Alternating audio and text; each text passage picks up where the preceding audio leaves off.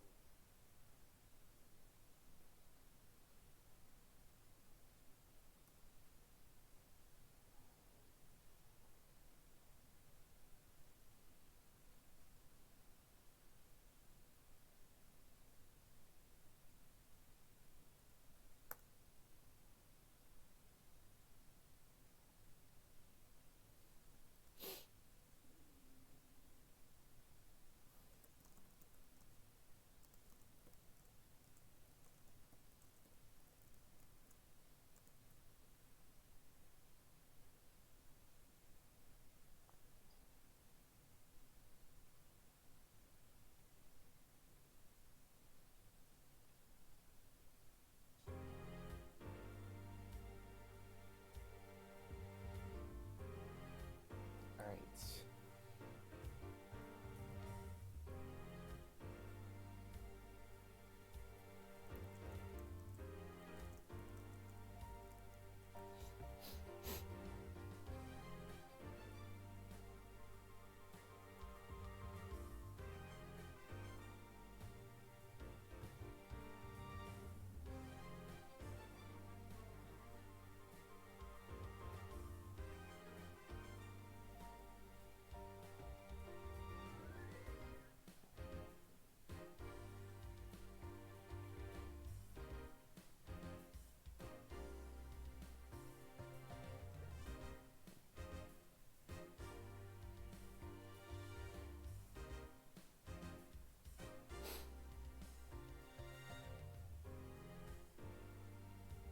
All right. Is anybody here? I eagerly await.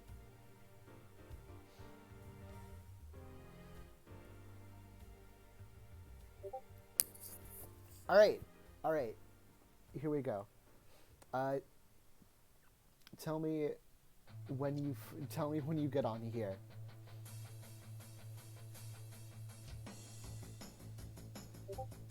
All right. Perfect. How's the lag now? Is it any better?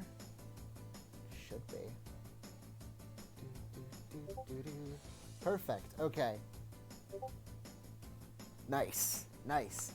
All right. This is great. Hopefully, I won't jinx anything. So, uh, I think I'm gonna @Ren real quick.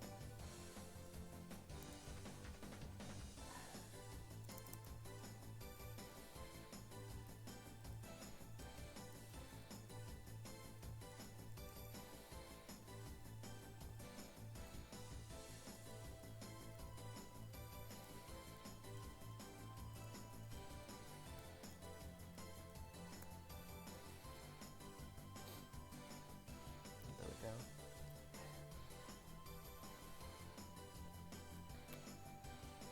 go. I'm actually ready for this. I okay. So, Miri, context since you weren't here for the investigation phase. Uh, we found out that the guy Yanni Yogi was actually the old man, was actually the old dude, and he was sent. Yes, that man, Laurel Yogi, and he was sent, and he was actually sent. He was instructed to kill, by somebody who I will get to soon, but he was instructed to kill, and it turns out that Miles Edgeworth, your defendant, might have actually killed his father in the DL6 incident. He might be the culprit there. So the letter was framed as get revenge on Miles Edgeworth and Robert Hammond, who was his defense attorney.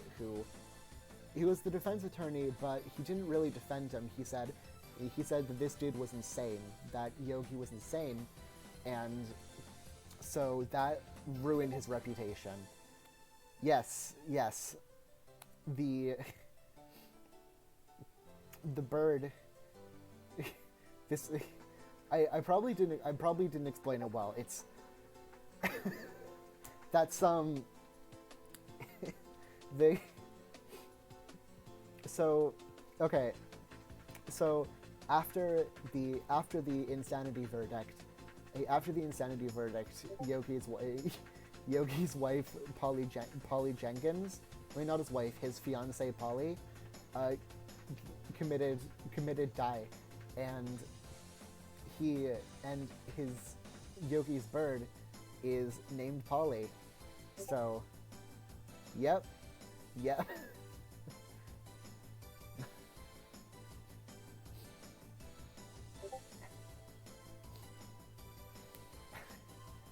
I I probably shouldn't make light of it, but I it hits personal for me, so it's hard for me to like it's hard for me to like say something like that out loud. So I'm sticking with that. But it's weird it's weird playing a game like this that like brings up so much, like, you know, it can, like any detective story, it can get dark sometimes, but that darkness is sort of part of its I don't want to say admission fee, but you have to learn to, like, you've got to accept that, like, certain bits of it are not going to be good for you, or certain parts of it are going to, like, hit wrong, but they're still a good part of the drama of the story. So so even when I say things like in the dialogue that I'm personally uncomfortable with, I still give it my all as an actress, because because I want to make good drama with it. All right, we're getting to this song, so you know what that means. It's almost time. So let's see, is Ren coming, or should we just move on? Well, I don't want to word it like that. Like, we should definitely, like, we should get going at some point, but I'm not sure. It does. It does. And I talk in music chat, in the music chat for the server, about like about like how Cornered has evolved, sort of, at least in the second game.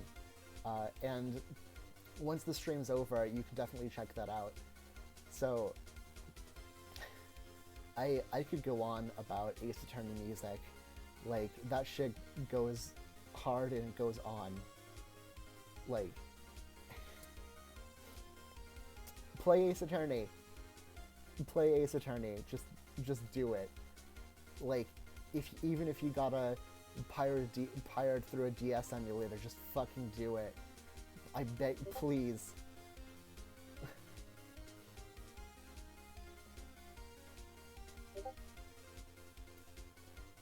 Yes. Yes.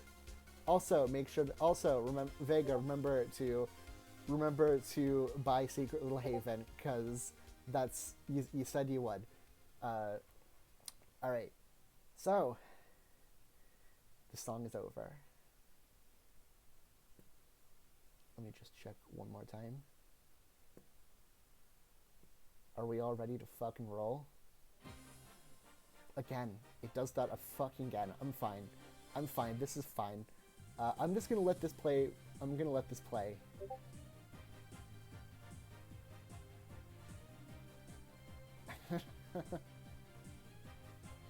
Happy, happy baby, happy baby.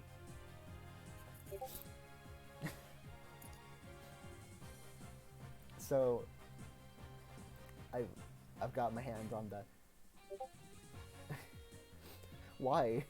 Did they come with a computer, or?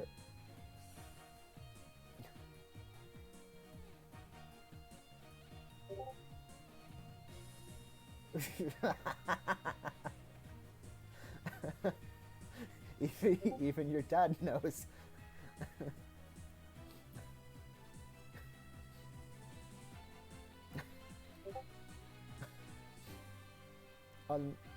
If if your dad were my dad, on my birthday he'd say sad adult. I'm sorry. So, this song is from Ace Attorney 5, Phoenix Wright Dual Destiny. I'm sorry.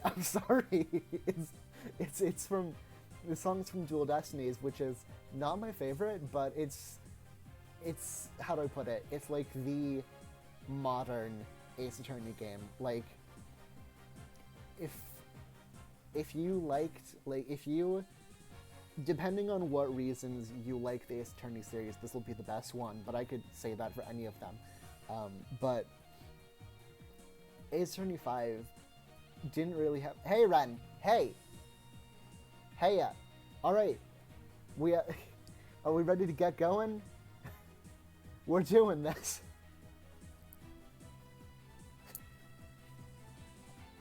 Let me just push it over here. Alright.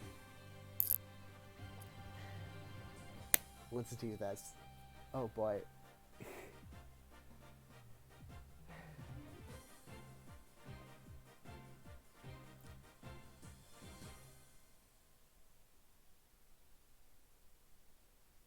Alright. On the count of 3. 1, 2, 3. December 28th, 9:51 a.m., District Court, Defendant Lobby, number 2. This is it. Judgment Day. Today, things are going to get settled at last. A lot of things. What? What's the big idea? Sorry, Nick. I only touched your shoulder. I guess the shock hasn't worn off from my run-in with the stun gun yesterday. Anyhow, today's the last day of the trial. Good luck, Nick. Yeah, thanks, Maya. Edgeworth is looking glum as always. I hope Von Karma doesn't push him too hard. Whoa! What are you doing? I'm sorry. I just thought I'd cheer you up with a pat on the back. Maybe you should go outside and discharge. Right, good idea. Try not to electrocute anyone on your way out. Whoa, yeah, pal! Ugh. What's gotten into that girl? Detective Gummershoe. Morning, Mr. Edgeworth. Good morning. How'd it go, Detective? Have no fear. As promised, I've captured our runaway caretaker. I just brought him in. Took all night, pal. Thanks, Detective Gummershoe. You must be tired. Actually, after that shock I got on the way in, I feel pretty good. Yogi says he's forgotten his own name. Hold on, oh shit, hold on. I want to move over my, hold on. I want to move over the charger to my laptop, so... I want to move over the charger to my laptop so that I can move closer to the screen, because the different display makes things weirder on my end. Just a sec, and...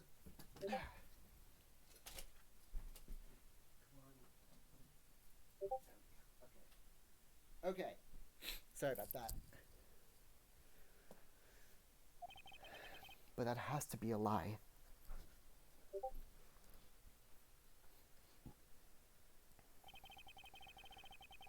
Why would he want revenge on Edgeworth if he couldn't remember his past? He does remember, and I'm going to prove it. December 28th, 10 a.m., District Court, Courtroom number 3.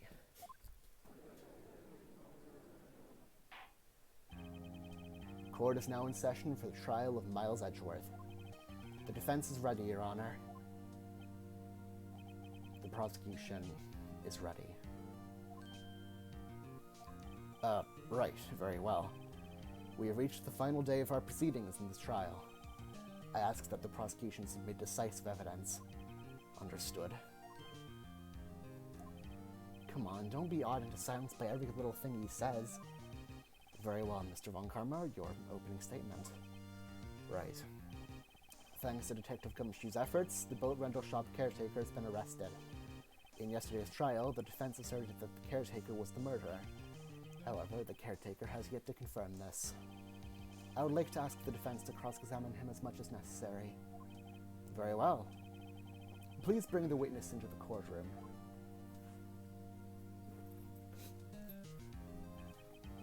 Ladies and gentlemen of the court, I believe you all remember our witness. He lives in the boat rental shop on the lake from where he witnessed the incident. In addition, he has currently lost memory of his name and identity. Witness, why did you run away yesterday? The witness was not running away, as he will now testify. I see. Very well. Please begin your testimony. All right, I gotta get into character here. I gotta feel it. Witness testimony. Why you left court? I'm really sorry about just leaving yesterday like I did, but I wasn't running away or nothing. I went to buy some food for Polly. See, I figured it got nothing to do with this incident anyhow. I mean, I need one of those motive things, right? And I don't got one. So, my testimony yesterday stands as it is. Very well.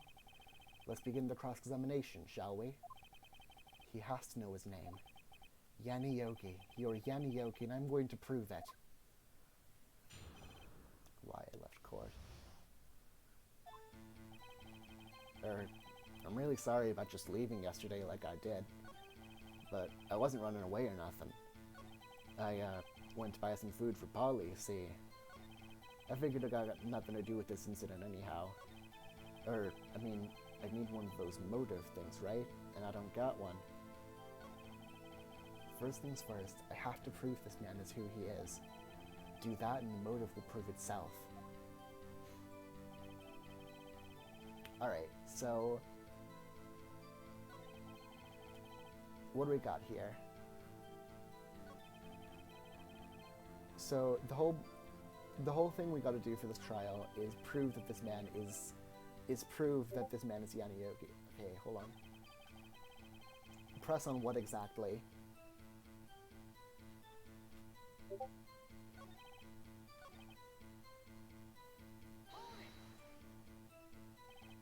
Food. Well, Polly is a bit of a gourmand, you see. She only eats these high-quality bird pellets from France. They only have them in the big pet shop downtown. But you weren't arrested until this morning. Why didn't you go back to the caretaker's shack? Well, I kinda got lost, you see. The witness has trouble remembering things sometimes. When the police apprehended him, he was on his way back to the shack. Yeah, right. Nice try, Von Karma. No one's going to believe that. I see. So he was lost. Please, Your Honor, come to your senses.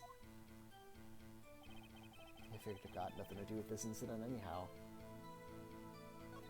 I mean, I need one of those motive things, right?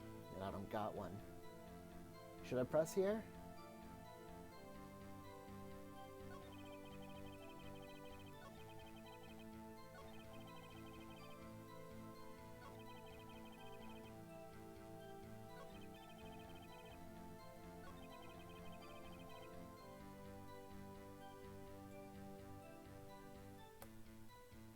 Hold on, let me check something in Obia.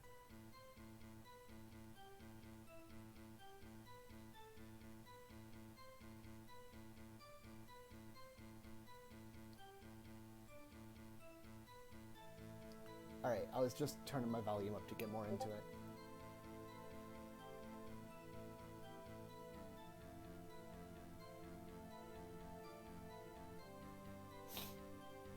I got it. It's laggy for you because I'm not sure, but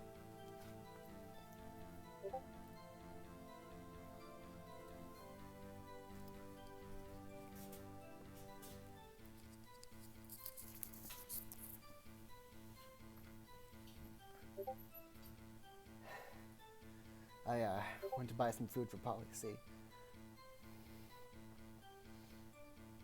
Hold on, let me pull it up again. Well, no, you're on the right one, Ren.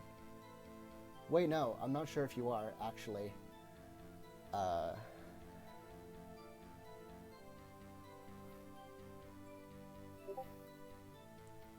Yeah, thank you.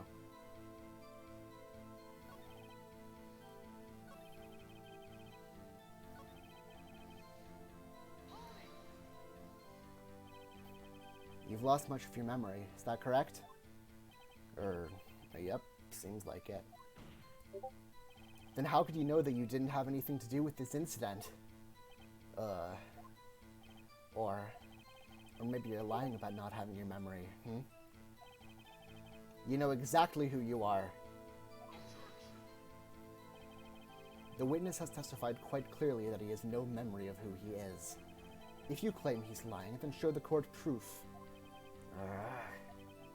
How am I supposed to prove what's going on in that old Contra's head? That's impossible. I'm glad you've come to your senses, Mr. Wright. Very well, witness. Please continue.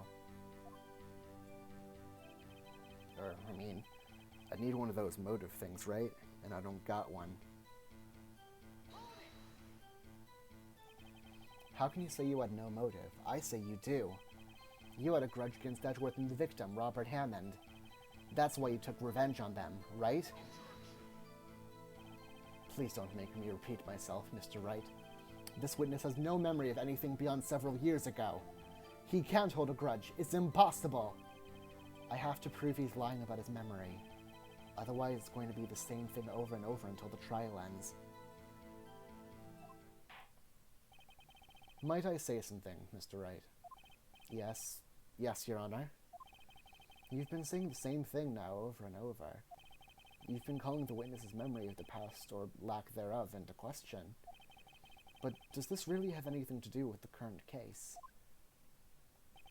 Of course, Your Honor. The witness has said he has nothing to do with this case and no motive. Both of these statements are lies. Order. Order! Mr. Wright, there's a serious problem with your claim. Or are you saying you know who this witness is? Of course, Your Honor. Ho ho! Now this is interesting. I would like to know myself. So, who is he? Don't play dumb, Von Karma. Mr. Rice, please tell us this witness's name.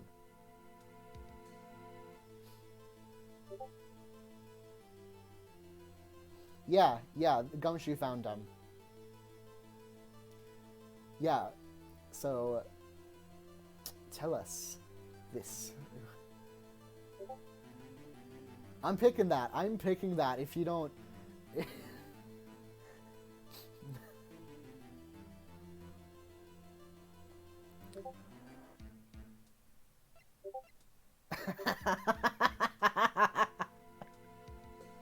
Yeah, I'm picking.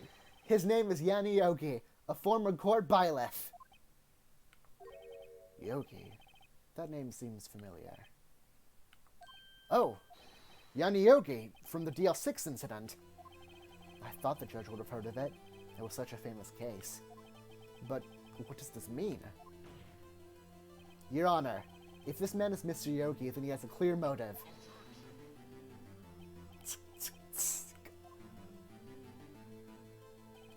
Jumping to conclusions again, Mr. Wright. This witness, is Yanni Yogi? Fascinating. However, how do you propose to prove this to the court? This is a court of law, as you may recall. You need proof. And allow me to repeat once more that the witness has lost his memory. This is it. I have to do this now. If I can't prove he's Yogi right here, right now, then I've got nowhere else to go. Nick, how are you going to prove it? How can you prove he's Yanni Yogi?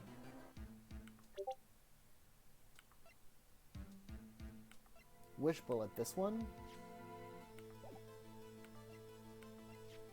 This one doesn't have the same ballistic markings. It's from the DL6 incident. It's a different one. It's okay. It's actually quite simple. Your Honor, please take this man's fingerprints. Then, we'll compare them to the fingerprints on file for Yanni Yogi 15 years ago. I see. That makes sense.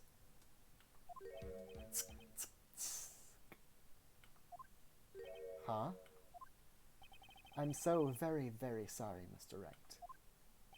Why? The witness has no fingerprints. What? What? No fingerprints? You see, before I worked as a caretaker, I worked at a chemical plant. I burned my fingers working with the stuff. Yep. What? Yogi, you sneak. You burned your fingerprints off to hide your past. Well, if the witness has no fingerprints, I guess we will not be able to prove his identity. No. Well, what will you do, Mr. Wright? It seems that the case has been decided, no? No. I know what happened. I know everything. I just can't prove that.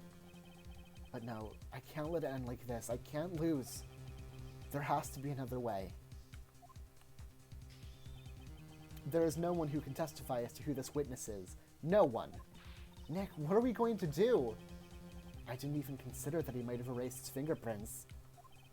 What do I do? Well, Mr. Wright, perhaps you'd like to cross-examine the parrot for a little comic relief,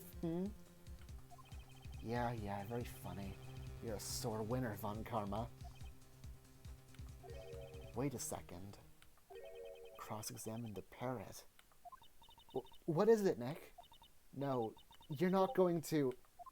Your Honor. The defense would like to take Mr. Von Karma up on his proposal.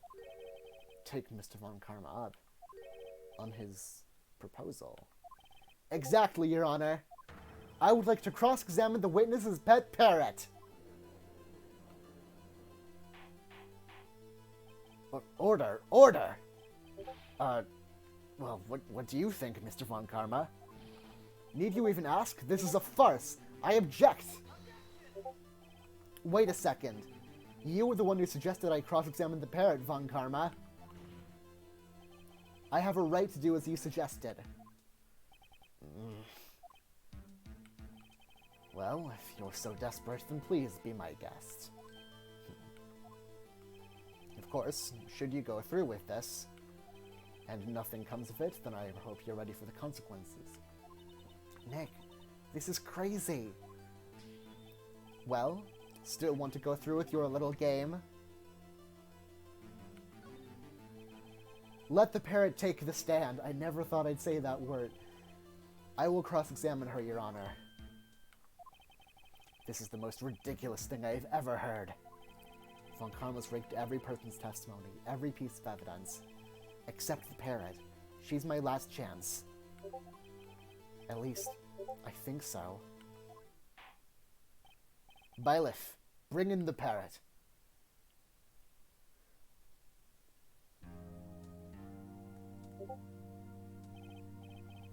That's quite a bird. Please, tell us your name. Name! The witness is ignoring me. It must hurt to be ignored by a bird. Very well, witness. Who is your owner? Please, sir, testify for us.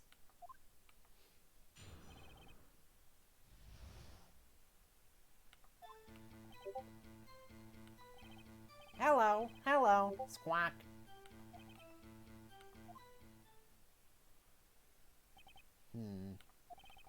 Certainly the most concise testimony we've had so far. Very well, begin your cross-examination. It is, right, it is very iconic. I don't know. What do we do, Maya?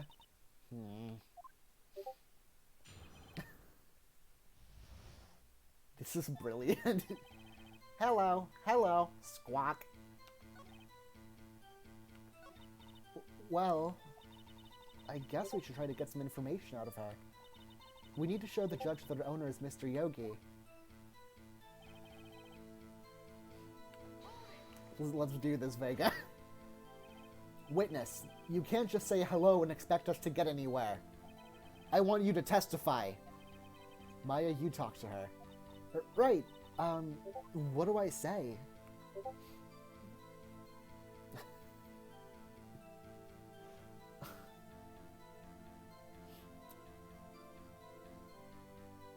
This is amazing. I love this whole interaction so much.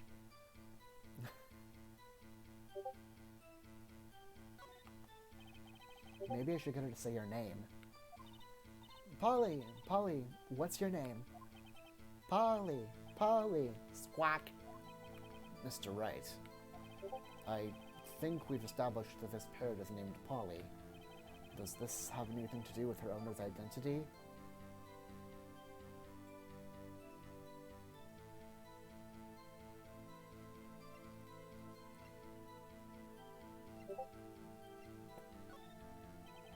Yes, it does. Ha! Fascinating. You claim that the parrot's name will prove her owner's identity? Then show us this proof. Nick, don't you think you're taking this bluffing a little too far? Listen, we're not here to answer the question of who is the caretaker. We're here to prove that he is Yanni Yogi. All we have to do is tie the name Polly to Yogi. Your Honor, the proof that the parrot's name reveals the caretaker's identity is...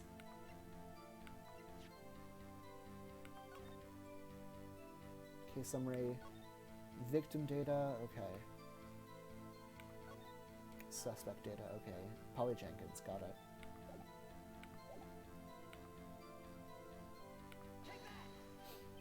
The DL6 case file. That's quite a large file you have there. Which page is this proof on, then? Show us, or stop wasting our time. Very well. Mr. Wright, please show us the page. Where in this file is the information connected to this parrot's name?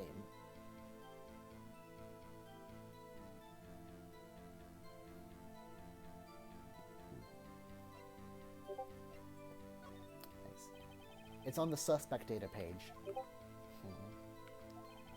This page has all the information about Yanni Yogi. Right after he was arrested, his fiancée committed suicide, see? Indeed, it does say that, yes. What was his fiancée's name? Polly Jenkins. Polly? Exactly, Your Honor. He remembered the name of his fiancée who committed suicide. That's why he named his parrot after her. I see. I guess that is possible. Bah, a mere coincidence, that's all. My granddaughter has a dog she calls Phoenix. Well, Mr. Phoenix Wright, does this make you my granddaughter's fiancé? She's only 7 years old. Indeed. Alone, it is a little weak for evidence in a murder trial. We would need some other corroborating evidence. Where am I going to find that? Nick, we're getting closer. One more, if we could just get one more piece of evidence. Right, but what? Very well, witness. You may continue.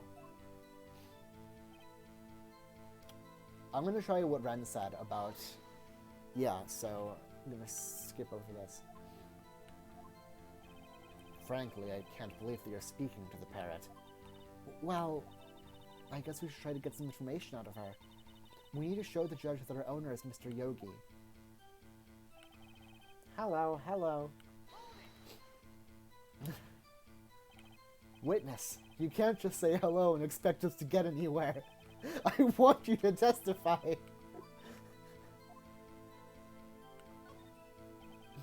Remember, 2 days ago.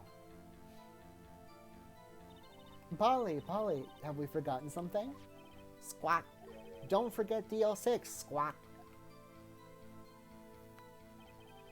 If I can get Polly to say that here, that will prove the caretaker had something to do with DL6.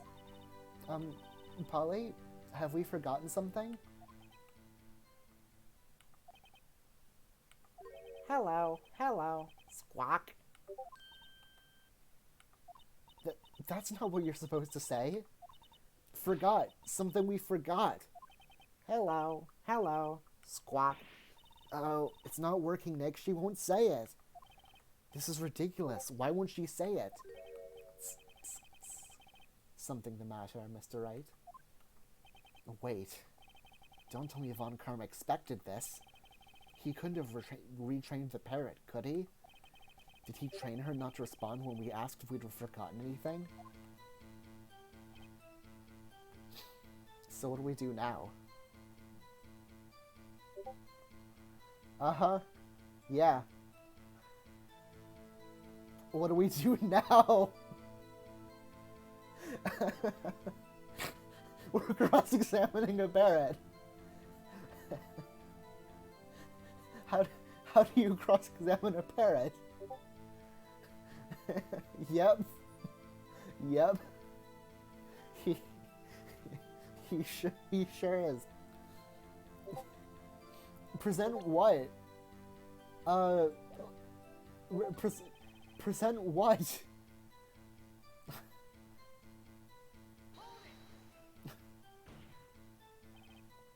What? What's the safe number?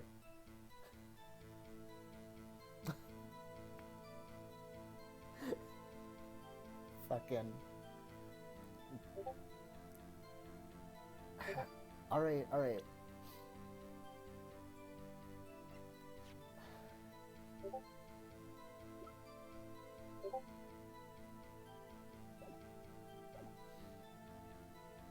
Hold on, let me turn on shit. Oh god, I'm sorry. I'm sorry. I'm trying to turn off notifications for Discord. There we go. Okay. Because I can see you right there. So, should I ask what's the safe number?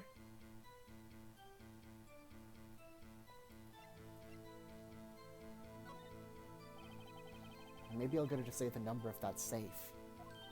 Huh? The safe? Why? Let's just try to get her to say anything, okay? Polly, what was the number of the safe in the shack? 1228. 1228. My, what a reckless parrot. Well, Mr. Wright, you aren't claiming that this number has anything to do with the caretaker. Does it? Like, I mean, somebody would know better than me, but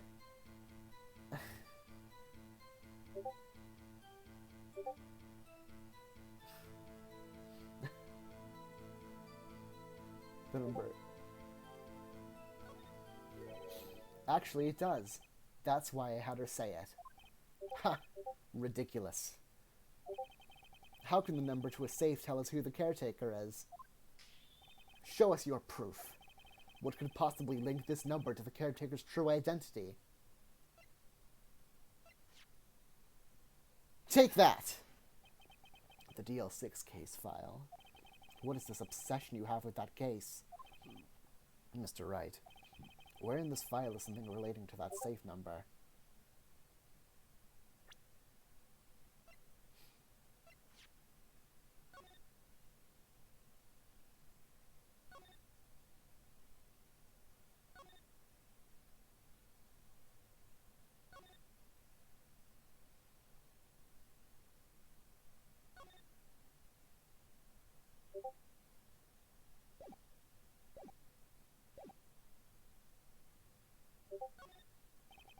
Is on the case summary page.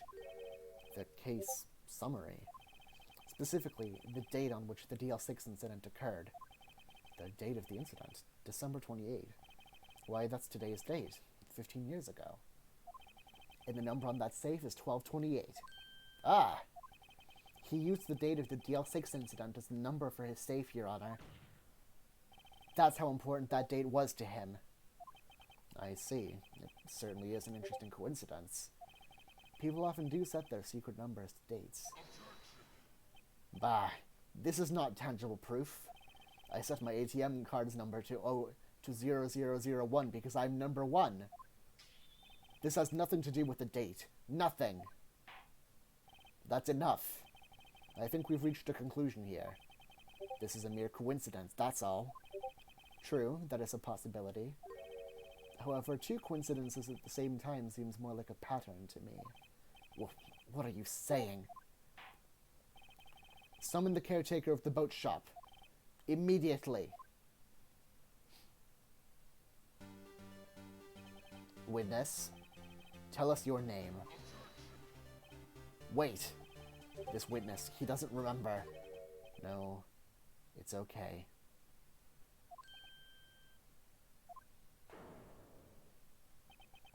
I've accomplished what I wanted to do.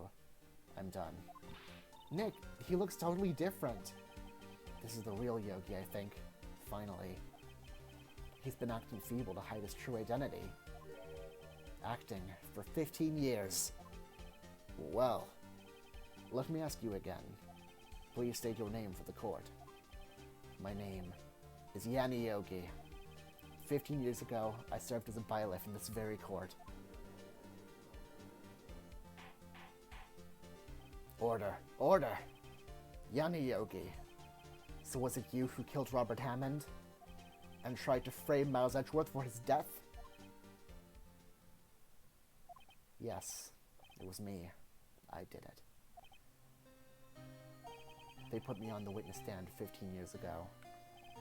Robert Hammond. He said I was mentally unsound. He told me it would make me innocent, get me off the hook. So, I pretended to have brain damage. I was innocent, really, but he didn't believe me. We won the trial, but I lost everything. I lost my job, my fiancé, my social standing. Then, this year, 15 years later, a package arrived. It was a letter and a pistol. The plan was written out in careful detail. It was a plan for me to take my revenge on the people who ruined my life. I didn't care who had sent it. I thought this was my chance. After 15 years, this was it. Finally, a chance to have my revenge on Robert Hammond and Miles Edgeworth. I have no regrets. Wait a moment. Revenge? Against Miles Edgeworth? What do you mean? I'm not at liberty to speak on that matter. Why don't you ask Mr. Edgeworth yourself? Anyway, I admit it. I was the one who killed Robert Hammond.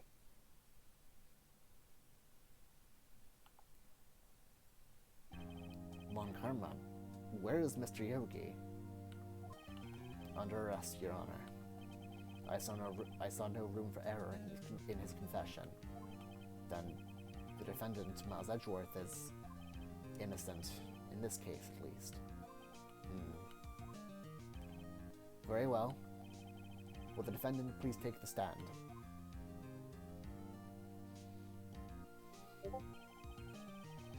There are a few mysteries left unsolved. Still, you are cleared of suspicion for this particular case, so I would like to pass judgment on the murder of Mr. Robert Hammond. Any objections?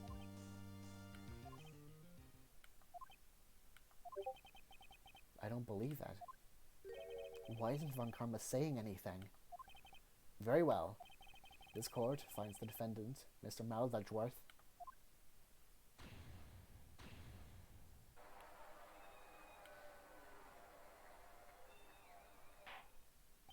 That is all. The court is adjourned.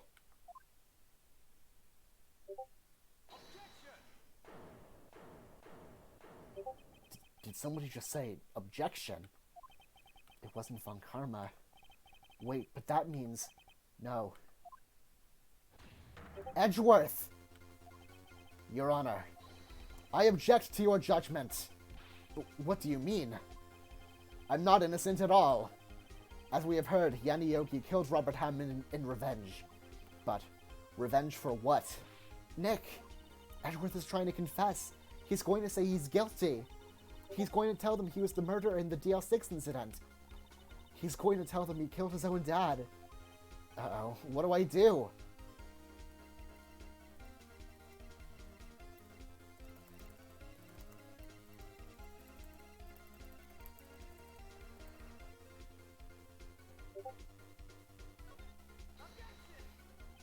The judgment has already been passed. I object to Edgeworth's outburst. Didn't something like this happen yesterday, too? I believe a certain witness raised an objection after a guilty verdict was passed. That would be Larry. We must hear this new statement. We must hear Miles Edgeworth. He's right. We have a duty to hear Mr. Edgeworth out.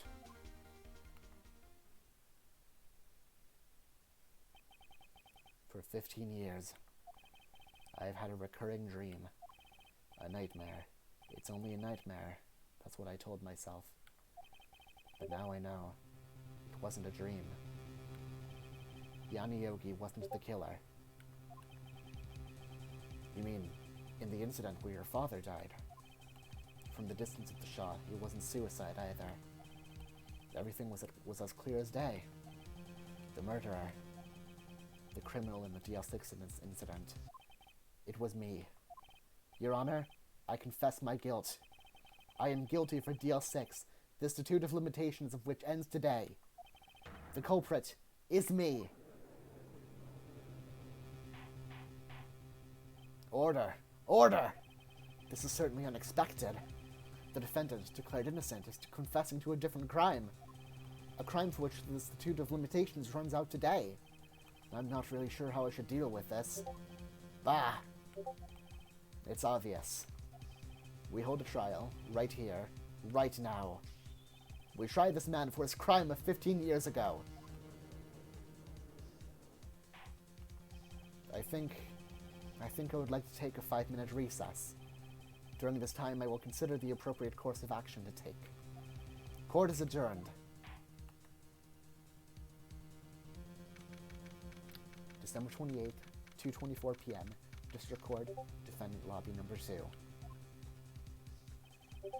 I'm sorry, right? I've just wasted all of your effort. Ugh. Mr. Edgeworth, I just don't believe it, pal. I mean, you killed your dad. I didn't want to believe it myself, Detective. But it's the truth. I deserve to be punished. Murder is murder, no matter what the circumstances. This is crazy. Just crazy. Huh? Nick? What are you doing? Huh? Oh. I was just reading through the court record once more. I'm getting my case ready. Your case? For what? Huh? Isn't it obvious? I'm going to prove that Miles Edgeworth is innocent. What are you talking about, pal? He just admitted to it. He confessed that he did it. In court. I'm sorry, Edgeworth, but I don't believe your nightmare. What? It's just a dream. It's not real. The truth is right here in this court record. In any case, tighten your belts. The real fight is just beginning. I'll prove you're innocent. Trust me. Right.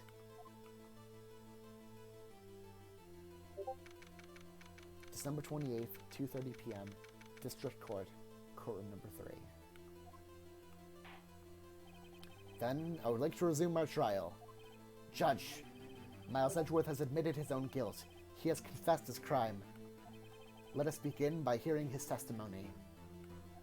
Then, though pointless, let the defense do their cross-examining.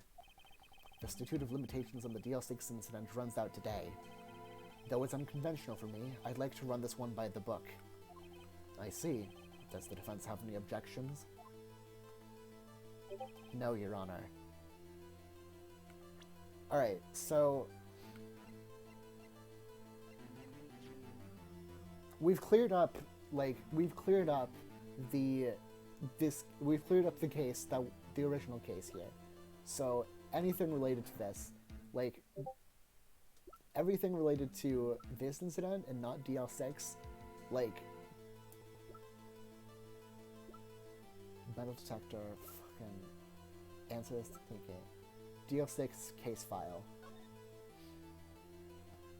Elevator District Court. Air in the elevator was oxygen depleted at time of incident. No clues found on the scene. Gregory Edgeworth, defense attorney. Trapped in elevator returning from a lost trial with son Miles. One bullet found in heart. The murder weapon was fired twice. Yanni Yogi, age 37. Court bailiff, trapped with the Edgeworths. Memory loss due to oxygen deprivation. After his arrest, fiancée Polly Jenkins commits suicide.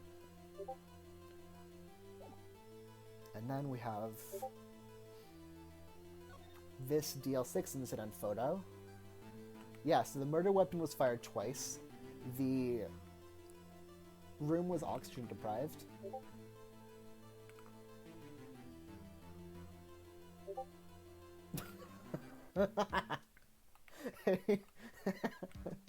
So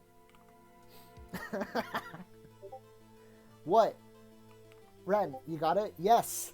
Okay, we got it.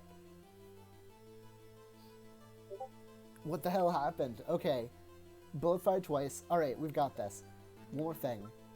The DL6 bullet, taken from Gregory Edgeworth's heart, still bears clear ballistic markings. No, Your Honor.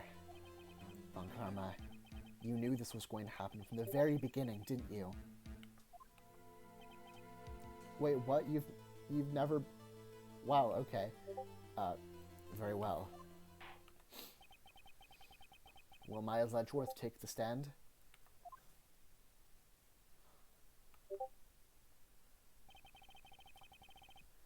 Karma's gun was a stun gun. Like, you don't have ballistic markings on a fucking taser. Sorry, that was rude. Miles Edgeworth.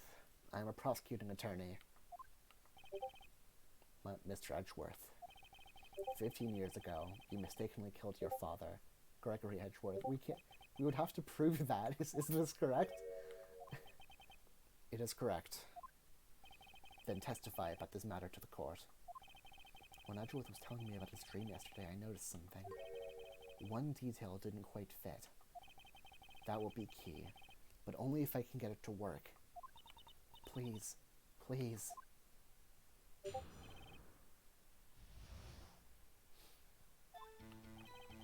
That day, I had gone to the courtroom to observe one of my father's trials.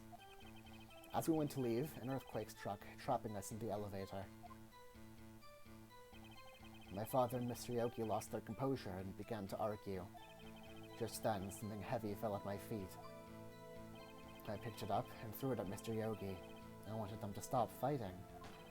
A moment later, there was a single gunshot, then a scream. It was a terrible scream. I remember to this day. That's all.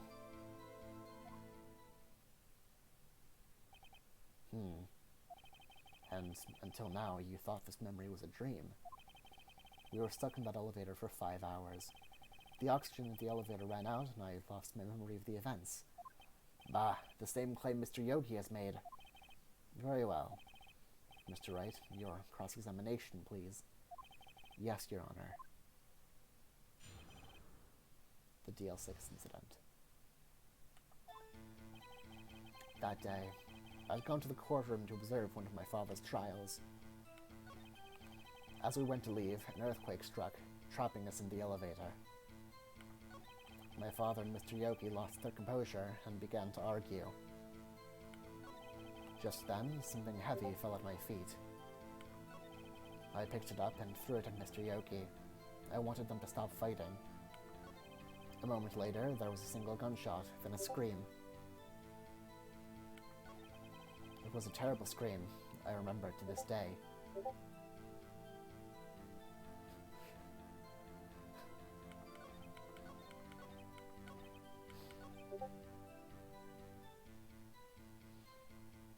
Alright, I'm gonna quick save here.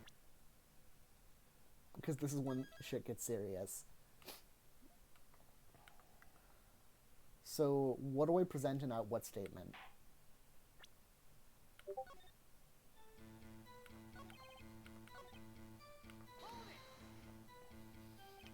What was it? A pistol. I assume it was the Byleth Yanni Yogi's. The safety must have come off when it fell from his holster. And you picked it up. What happened next? I picked it up and threw it at Mr. Yogi. I wanted them to stop fighting.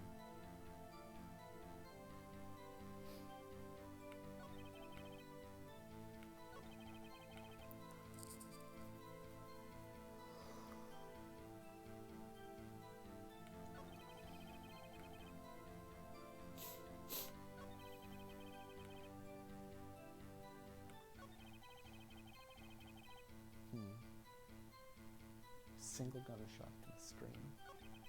It was a terrible scream. I remember it to this day.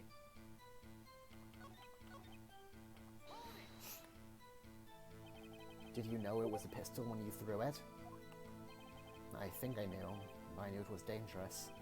But the air was getting so thick, I panicked. So, you're saying that you threw the pistol at Mr. Yogi? I was in a daze. A moment later, there was a single gunshot, then a scream. Do I press or percent? Press or percent?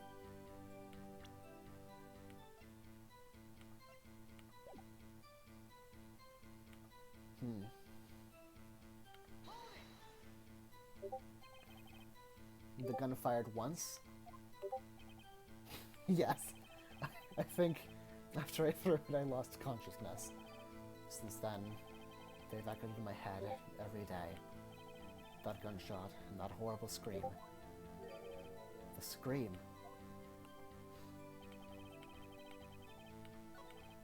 Alright, let me try it out.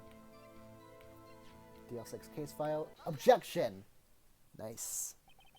Are you sure you've only heard one gunshot? Yes, I'm sure of that. I heard the shot and the scream. Then everything faded. I was unconscious until the rescuers came. I see. But that doesn't make sense. Look at this file one more time. This plainly contradicts the witness's testimony. You do enjoy dragging out that file, don't you? I don't accept this evidence, unless you can tell us what page it's on. Which page contradicts Miles Edgeworth's testimony?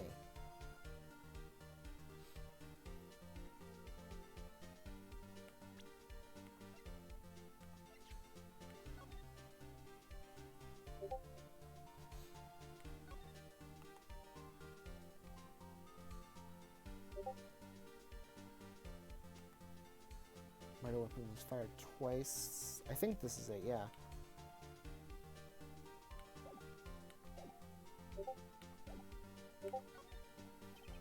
Look at the victim data in this file.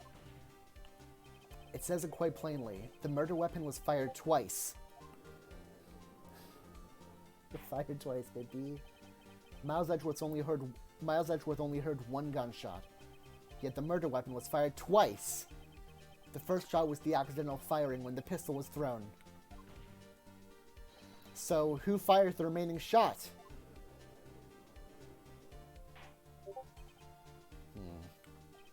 Was there perhaps another shooter who fired that second shot?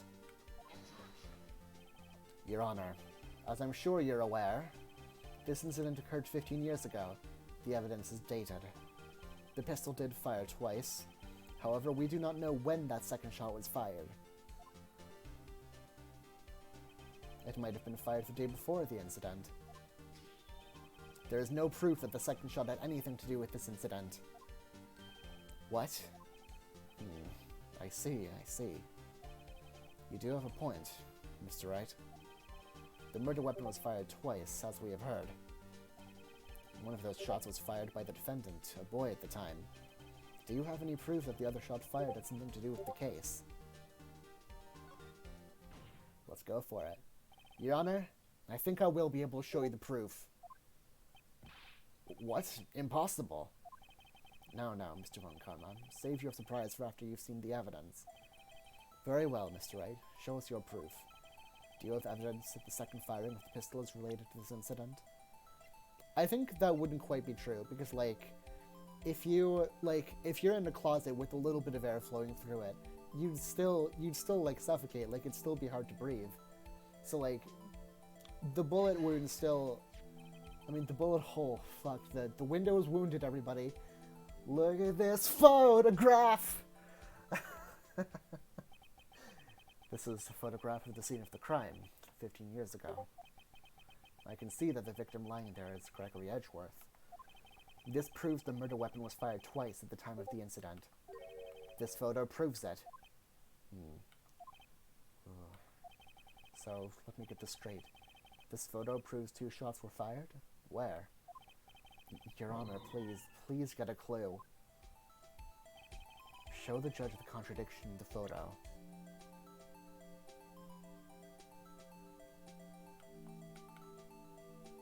Take that! As should be obvious, the contradiction is here. I see. A bullet hole in the door. Your Honor, Gregory Edgeworth was killed by a shot from the pistol. Yet there's also a bullet hole in the elevator door. We also know that the murder weapon was fired twice. Thus, someone other than Edgeworth fired that second shot.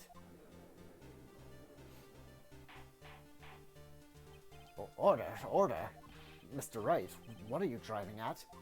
It's simple, Your Honor. At the time of the incident, 2 shots were fired.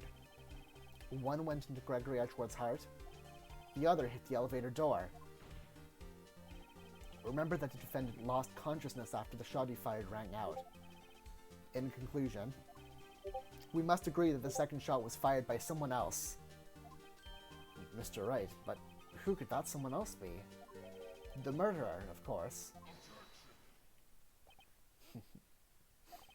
I knew I should have stepped in before your wild fantasies got out of hand. Mr. Wright, look once more at the DL6 incident case file. Look closely. Try the case summary page. The case summary, that's on page 1.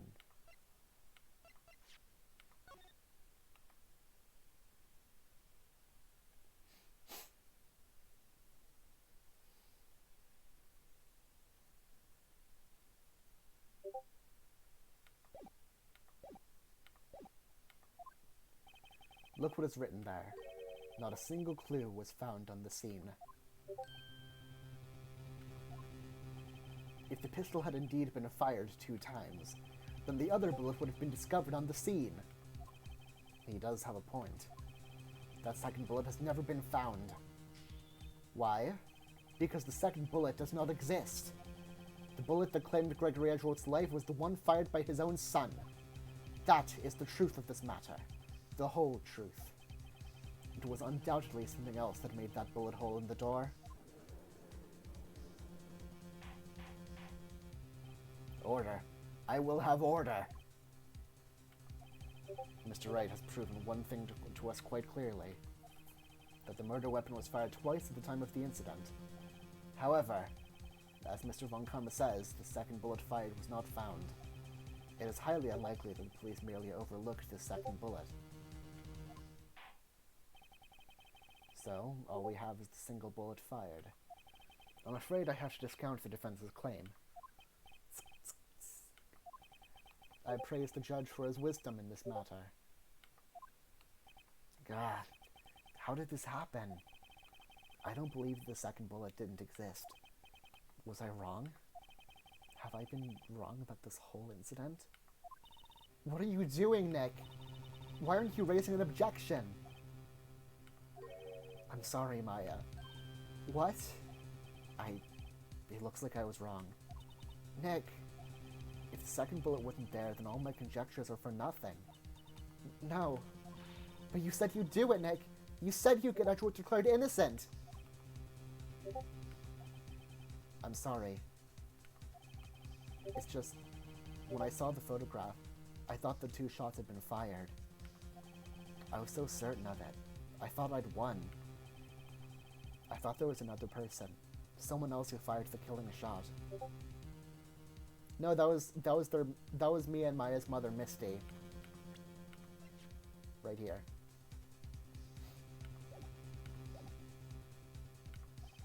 But now, I was wrong to think it could be that simple. This case has stood unsolved for 15 years. Nick. Well, it seems that we have finally cleared up this incident. Only 1 bullet was found at the scene of the crime. That shot was fired by Miles Edgeworth. Precisely. I would like to ask one thing of Miles Edgeworth before passing my verdict. Have you been paying attention to the trial so far?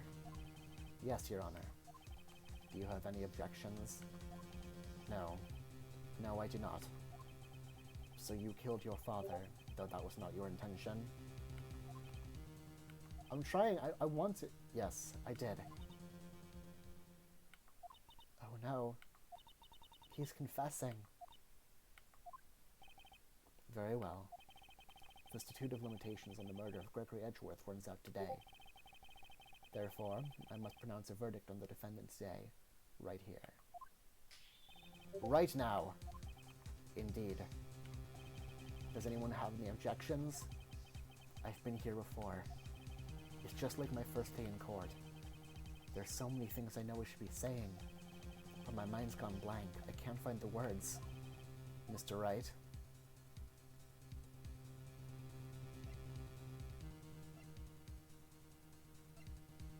going down without a fight? Are we admitting our defeat?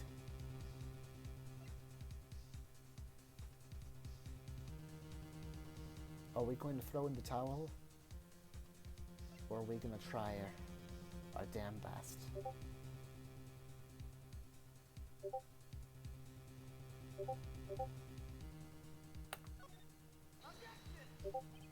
Your Honor, I object.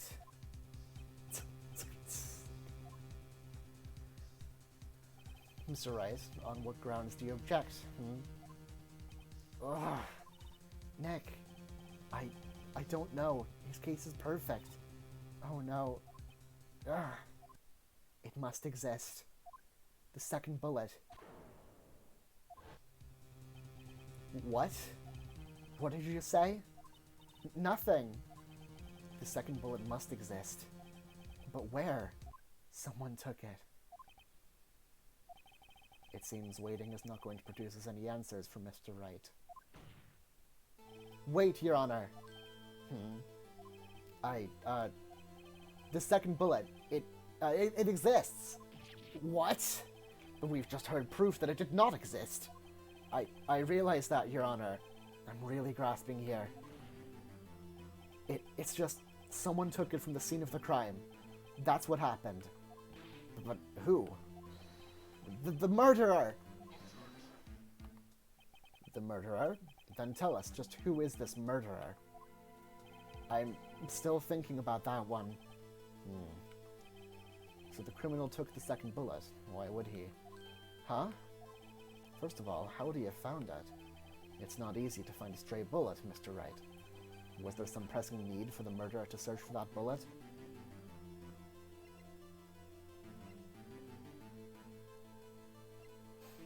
I mean, was there?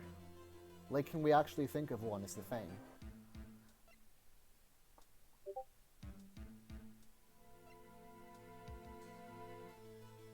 Like...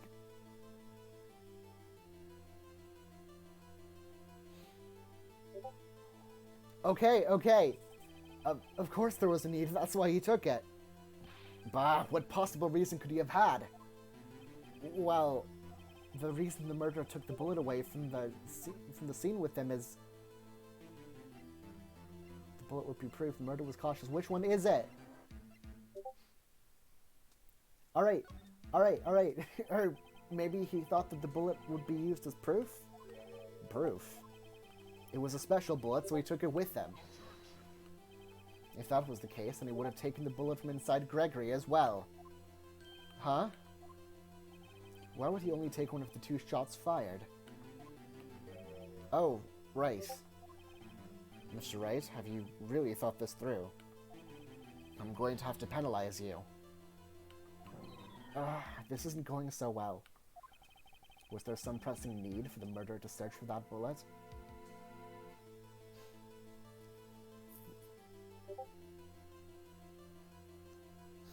Yeah. So... Genuinely, can we prove it?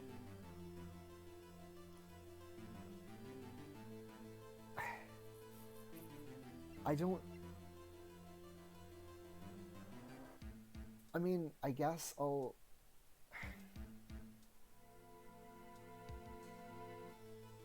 What you got, Ren?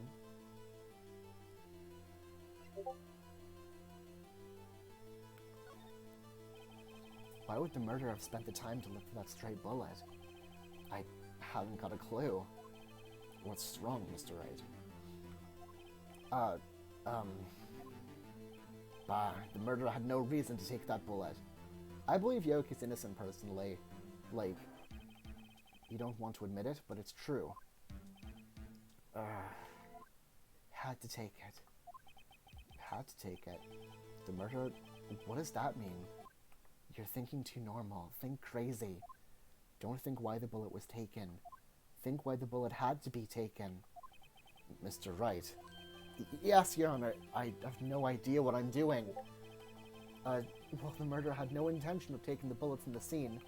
But, the murderer had to take that bullet. Had to, Mr. Wright. What do you mean? Well, for instance... For instance, what?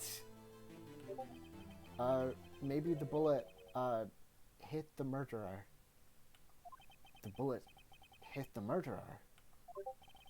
Just saying, for instance... I mean, if it hit you, you would have had to take it with you, wouldn't you? It's not like you could perform surgery right there. You know?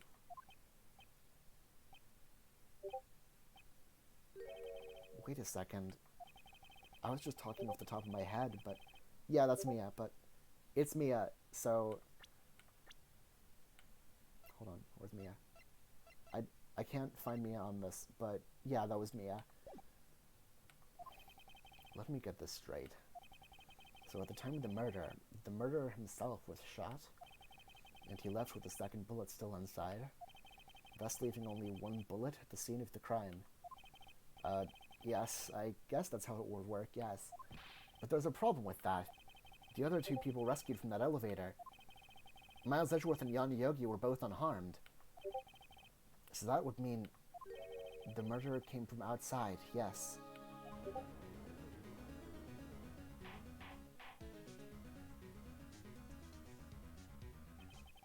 The two men fight inside the elevator. Trying to stop them, the boy picks up the pistol at his feet and throws it. The pistol discharges, and the bullet goes through the elevator door and hits the murderer outside. The boy loses consciousness. Then the murderer opens the elevator door and sees the men inside.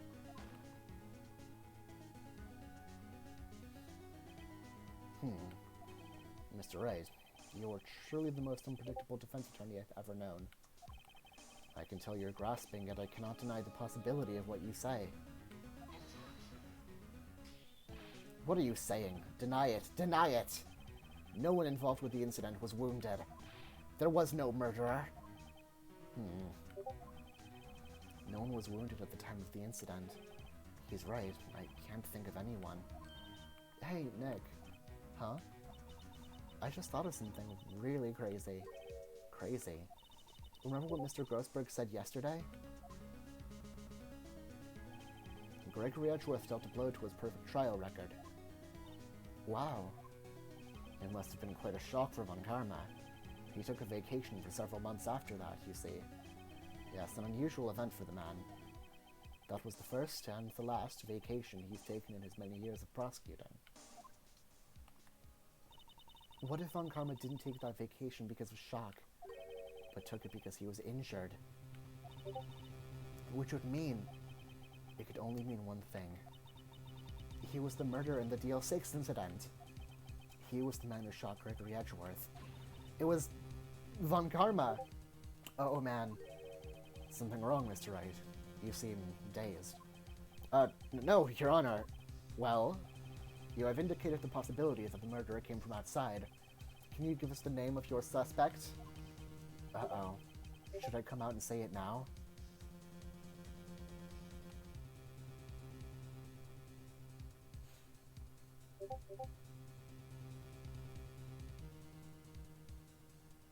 I got my finger on the mouse pad.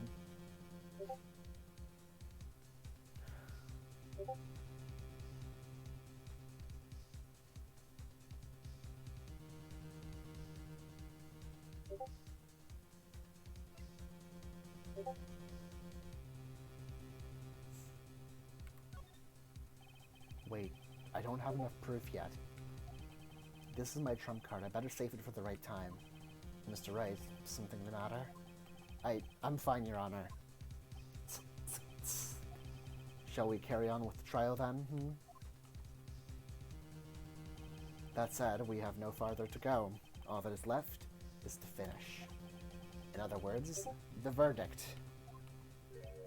What? Not yet. Think, Mr. Wright.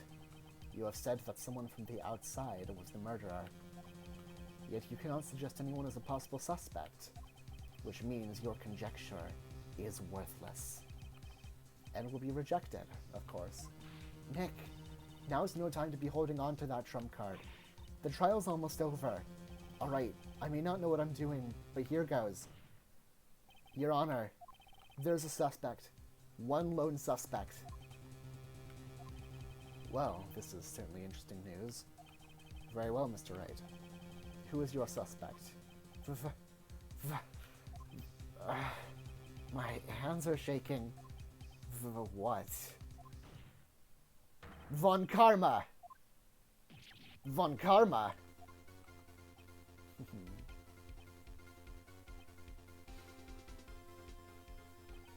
You mean the Von Karma, the prosecutor, sitting right there? Bah, you don't object. I see no need. Why honor this ridiculous outburst with my objection? Because you took a vacation for several months starting the day after the incident. Yet you pride yourself in a perfect record. Why would you take such a long vacation without any reason? So you're claiming that I took a vacation to heal my injury from the incident. Fascinating. Prove it. I would have needed surgery, no? Where did I go into the knife at, Mr. Wright? Bring the doctor that operated on me. Have him testify. Nick, let's find out who his doctor is. It's no use. Edgeworth?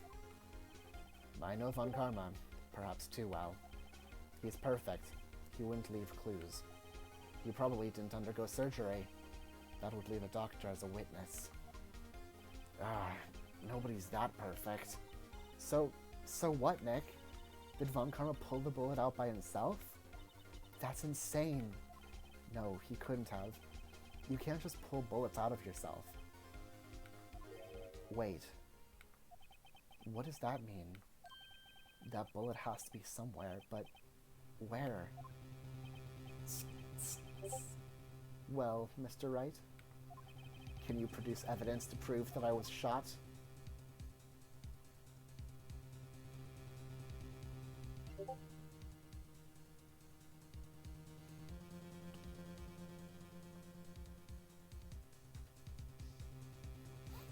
I love that it's called the Consolation Prize Bullet. You go with that. That's its official name now. Alright, Von Karma. I'll prove it. And I'll even use evidence. I know how you like it so much. What? The evidence that proves Von Karma was shot is...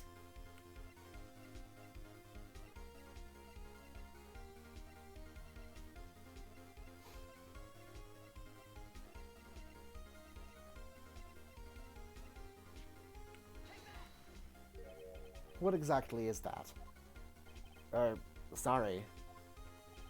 Judge, if you would. Right, penalty. I guess so, like, Mr. Wright, please reconsider your evidence. Yes, Your Honor. The evidence that proves Mr. Von Karma was shot is... It's not a... I mean, it's... We just gotta prove that Von Karma was shot, right? So what the hell would prove that?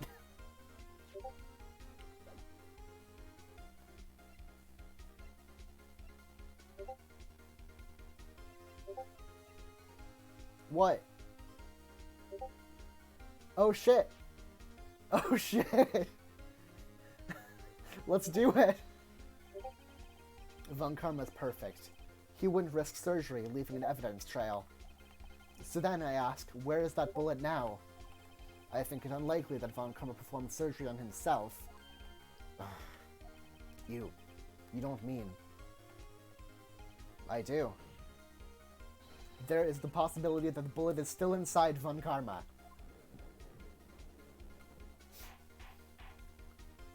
Is that even possible, for all these years? Well, there's only one way to find out. We could use this metal detector. Well, Von Karma, I'm going to run this out for you and see what we find. I refuse. You refuse. But refusing this means you acknowledge that the bullet is still inside you. Order, order, order! Your Honor, the defense requests that we be allowed to use the metal detector. Judge, I call for a suspension of this trial This is an invasion of privacy. The statute of limitations runs out on this case today. It was you who said we had to end it right here, right now. Enough. I permit the use of the metal detector. Mr. Von Karma, you will submit yourself to testing. Nick, what does this mean? I don't know, but we have to give it a shot.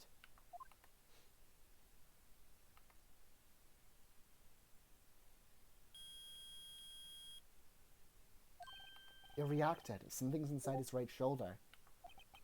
The bullet. Mr. Von Karma? You. It was you! And I was afraid this would happen. And so I remained silent. Indeed, there is a bullet in my shoulder. However, it has nothing to do with this incident. What? I was shot in the shoulder long before the DL6 incident. I claim that the bullet in my shoulder has no relation to DL6.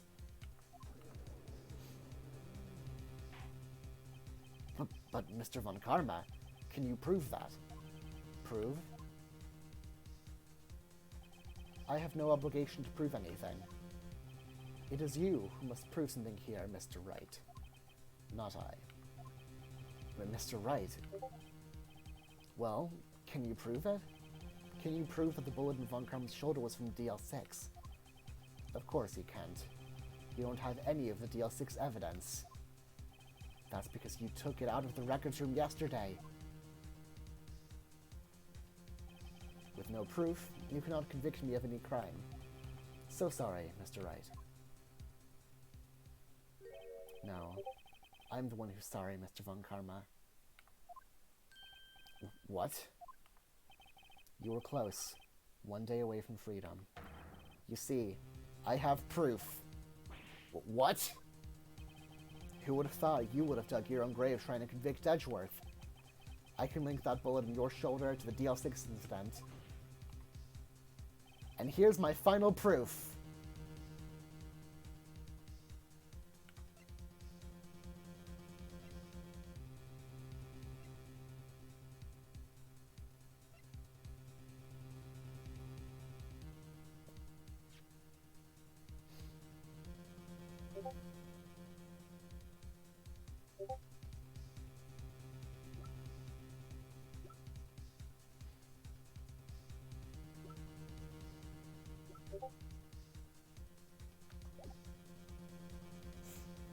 Well, I'll let you guys figure this out.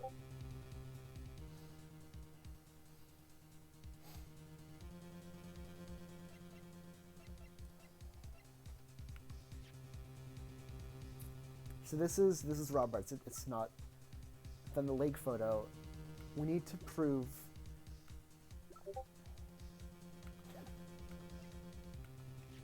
We need to prove that his bullet is connected to DL6.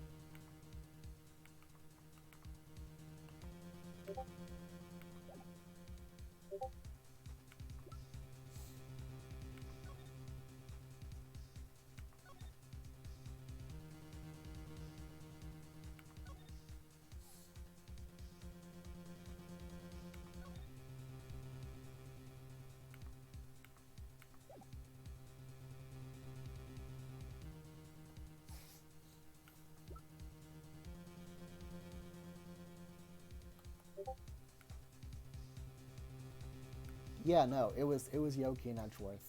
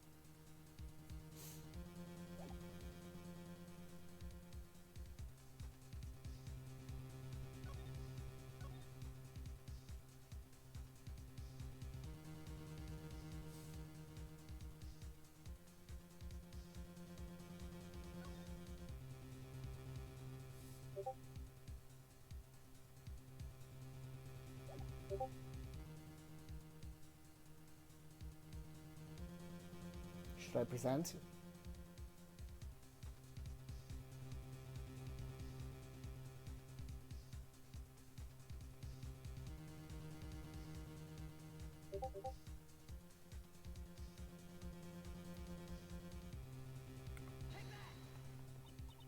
Nick, if this is your final proof, don't you think you should choose a little better? Huh? You mean that was the wrong evidence? Everyone looks kind of puzzled. Mr. Wright. Uh-oh, he's really mad. I think you'd better dig out the right evidence, and quick. Right. You got lucky, Von Karma. But this next one is the real evidence, okay? I mean, it wasn't like we need to link the bullet to the DL6 incident. Like it could still be from anywhere. Like, how do we link this bullet to DL6? Fucking, how do you do that?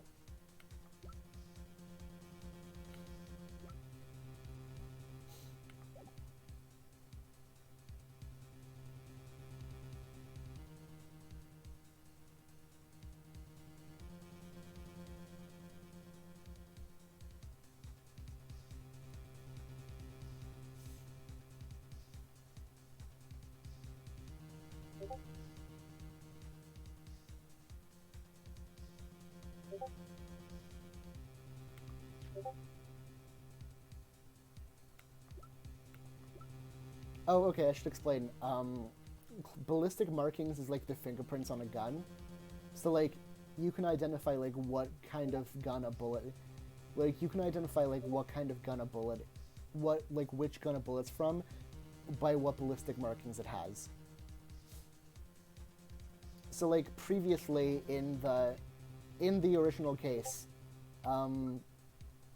like, this pistol's bullet was matched to this pistol.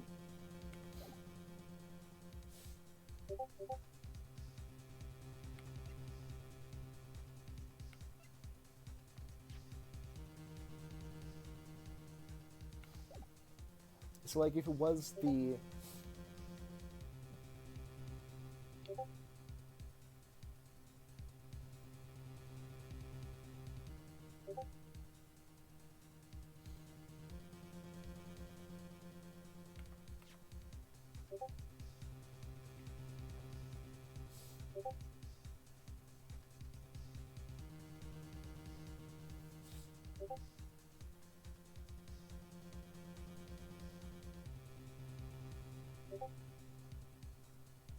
Well, this is already a kangaroo court run, so, I mean, surgically removing a bullet is honestly one of the less weird things to happen in this court of law.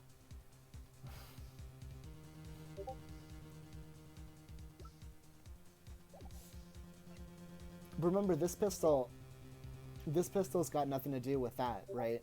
Like, the pistol from DL6, the pistol from DL6 would have been in the evidence, in the records room.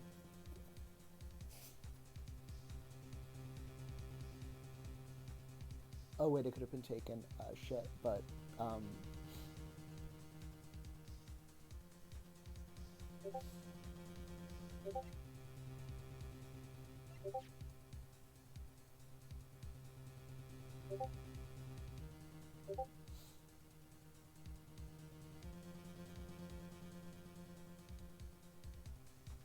an old photograph, DL6 length Exhibit A is written on the back.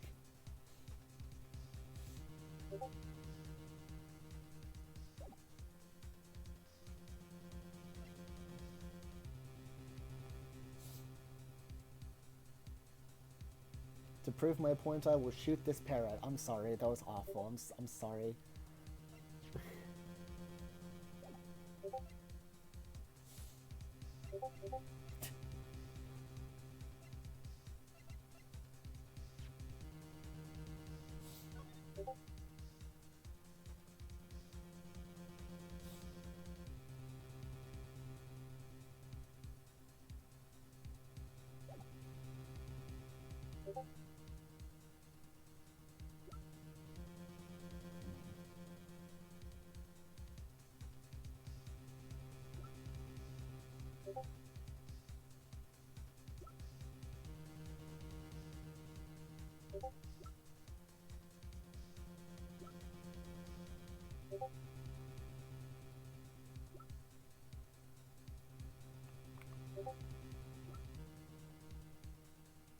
Are you ready to present it?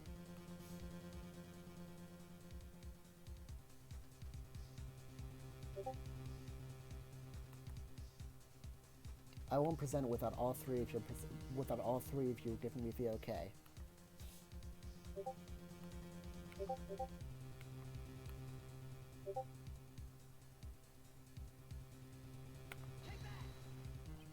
But that's a bullet. Where did you get that? This is the bullet used in the DL6 incident. This was taken from the heart of the victim, Mr. Gregory Edgeworth. The bullet is preserved quite nicely, with all the ballistic markings intact. Ballistic markings? You may recall the term. It came up in the first trial, 2 days ago. Ballistic markings are the fingerprints of a weapon. All bullets fired from a gun are marked with that weapon's unique pattern. By examining the markings, you can tell which weapon fired the bullet. It's quite accurate. We have 2 bullets in our possession. One, the bullet removed from Gregory Edgeworth's heart. The other, Mr. Von Karma, is the bullet buried in your shoulder. We could analyze both bullets. Then, if the markings matched, we would know that both bullets had been fired from the same gun. The very same pistol. In other words, the murder weapon that killed Gregory Edgeworth. Mr. Von Karma, you will let us remove the bullet from your shoulder. Then we'll compare the ballistic markings to those on this bullet. And solve this case once and for all. Well, Mr. Von Karma? Arg!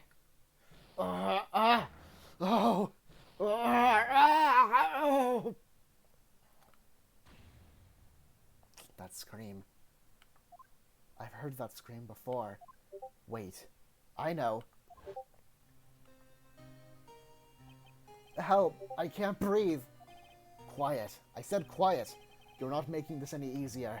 Stop breathing my air. I'll stop you. Stop breathing my air!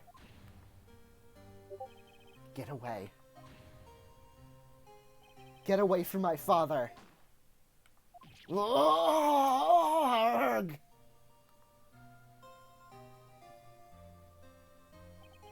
It's that scream I heard in the elevator 15 years ago. Von Karma, it was you who screamed.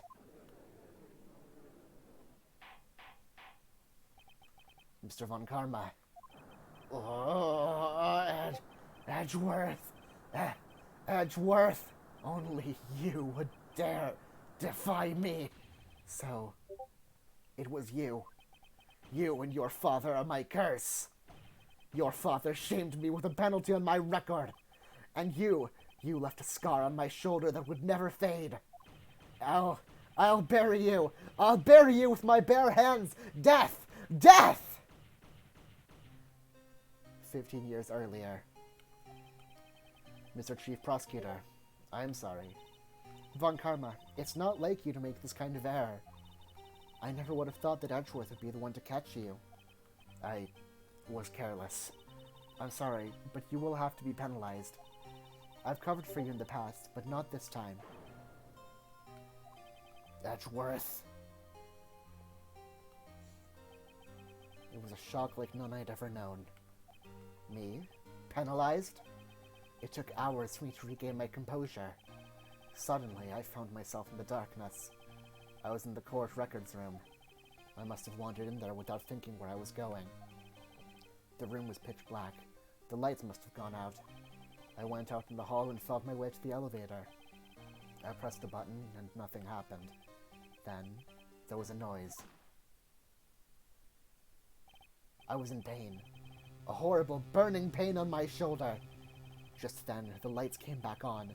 The elevator door opened before my eyes.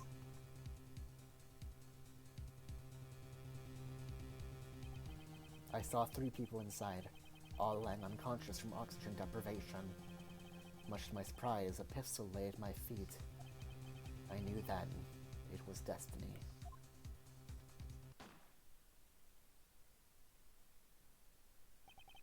In his last moments, Gregory Edgeworth was still unconscious. He died, never knowing who had shot him. Later, he spoke through a medium, blaming Mr. Yogi. He was fooled. It was the perfect crime.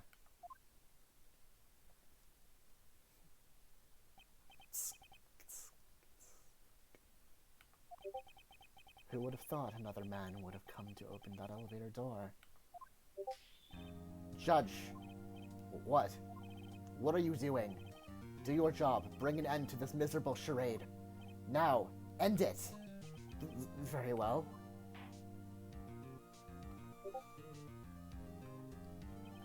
It appears that we have come a very long way to the end of this maze. 15 years later. Mr. Miles Edgeworth? Yes, Your Honor.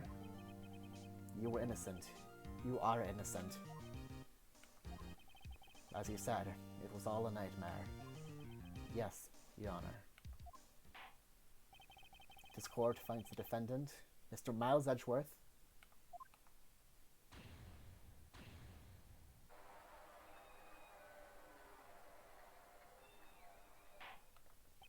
That is all. The court is adjourned. I need some water after screaming like that. Jesus Christ.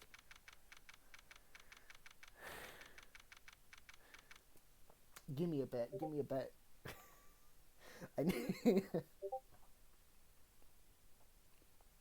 Alright. Nick, we did it! Did you see his face? Von Karman looked even paler than usual. He's pretending to be all cool, but inside you crushed him, Nick. Crushed! I've got to say I'm impressed. It was pretty close, though. I was sure we'd had it. I know, I was on the verge of tears the whole time myself. But now it's all just a good memory. So, it's finally over, Edgeworth. Right. Yeah? I'm not sure how to say this. I know. Try thank you. I see. Thank you, right. You're welcome. I think you could have done better than that. Ugh, sorry. I'm not good at this sort of thing. You got a lot to learn, Edgeworth. Dear. Whoop! Amazing, pal. You pulled through just like I thought you would. I'll never forget this. I owe you one, pal. And tonight, let's party. Dinner's on me. Yeah, my salary went down a bit this month. But who cares? See, Mr. Edgeworth? You should take a lesson from Detective Gumshoe. That's how you say thank you. I see. Whoop! I feel foolish. Don't worry. Take it a little at a time. You'll get used to it. It's been 15 years since I've seen Edgeworth this unguarded. Hey, y'all. Lotta. Y'all great in there. Thank you. Yo, Edgeworth, congrats. Thank y'all very much. I knew you were innocent from the start, of course. Just look at you. You wouldn't stick your hand in the cookie jar even if no one was there. You were the witness on the first day of the trial, weren't you? Yeah, well, let bygones be bygones, eh? Speaking of which, what are you doing now, Lotta? Who, me? I went back to college. I gave up trying to be an investigative photographer pretty quick. Really? That's too bad. Huh? Isn't that the hot dog guy from the park? Uh-huh. It's over, Nick. My life is over. Well, why the sad face, Larry? What happened now? Oh, Nick, I'm not long for this world. You don't look sick. It's Kianse. She's going to live in Paris. Paris, Nick. She's leaving me behind. Larry. Yo, Edgy, there you are. Yes, here I am. Congrats, Edgy. Here, a little gift from me in celebration. Celebration? That's unusual for you. Harry Butts, you came along tonight too. My treat, pal. Huh? Thanks. Looking forward to it. Yo, Yo, Nick. That's the suit that questioned me. When he says trait, that's not police talk for prison food, right? Right? I think you'll be fine, Larry. Right. Yeah? What's up? That envelope that Larry gave me, it's got money in it. Well, yeah, that's not that strange. People give money away to celebrate sometimes. It's $38, right? Huh, what a weird amount. I mean, it's not a little, but it's not a lot either. $38 exactly. Nick! Wasn't that exactly the amount of lunch money that was stolen from Mr. Edgeworth in school? $38. No. No! Larry, it was you! What are you so surprised about, right? Huh? Larry was absent that day from school, right?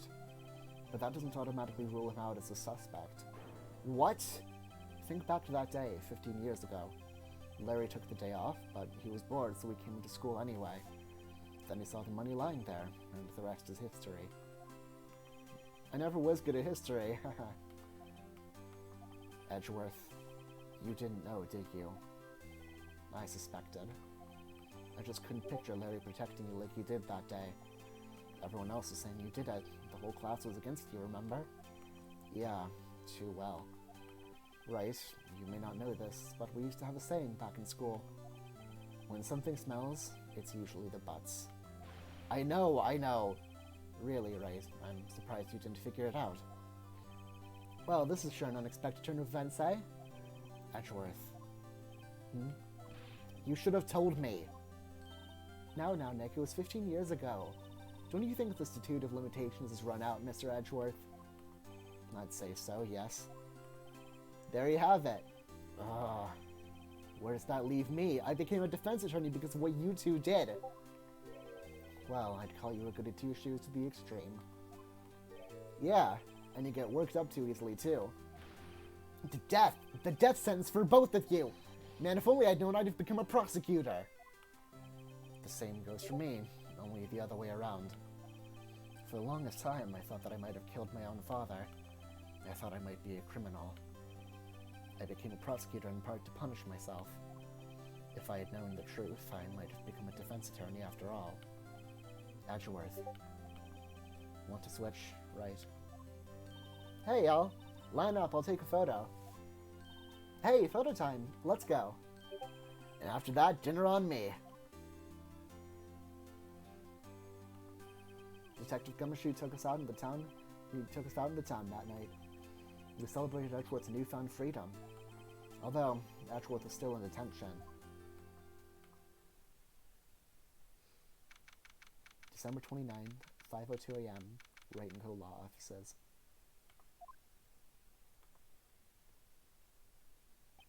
Whoa. I went a little overboard yesterday. My head hurts. Huh? It's still only 5 o'clock. Maybe I should go back to sleep. What's this? A letter? Good morning, Nick. You were really impressive yesterday. Seeing you, it made me think about what I'm doing here. I'm a spirit medium, in training of course. I wanted to help Mr. Edgeworth too. I wanted to help you, but I couldn't. I was useless. So I've decided to go back to my training. I'll become a full-fledged spirit medium for starters.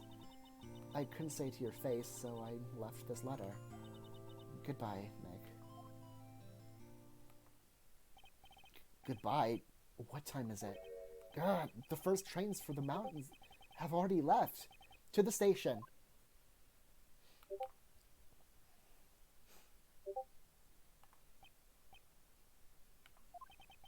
I guess I'm too late. Hey! Nick! Maya. So, you're leaving. Yeah. It's hard being a spirit medium who can't talk to spirits. And I think you'll do fine without me, Nick. Be good, okay?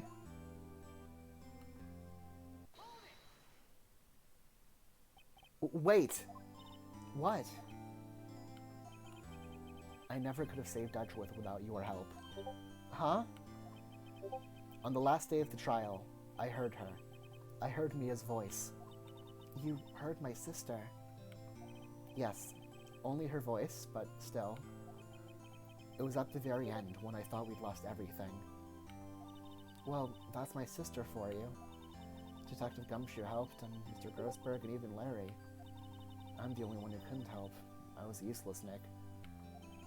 But you were the one who stopped Von Karma, Maya. Huh? I didn't do anything. All I did was wander around in a daze. Sorry, but I have evidence that you helped. Evidence? Show Maya some evidence to cheer her up.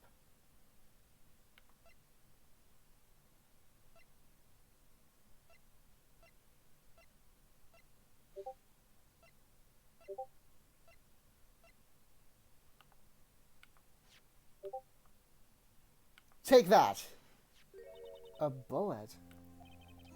Von Karma was convinced he'd taken all of the evidence pertaining to DL6.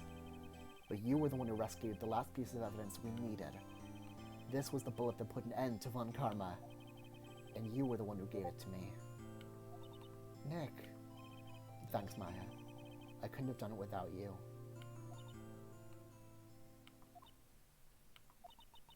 I'll be back soon. Huh? I'm going to complete my training and come back. Okay. I'll be waiting. Of course you will. You can't run that office by yourself? You're hopeless. I don't know about that. So, bye. Bye.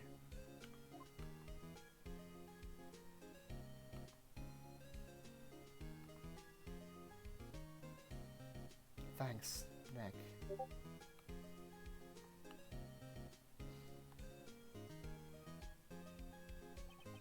And so my story ends. Time to turn a new page. And say goodbye to the novice defense attorney that I once was. Now a new story begins. With the same old crazy cast of characters. Ha! Don't think you've graduated yet, amateur. Mr. Rice, perhaps you'd like to rethink that claim? Yes, Your Honor. Uh-oh, I got a bad feeling about this.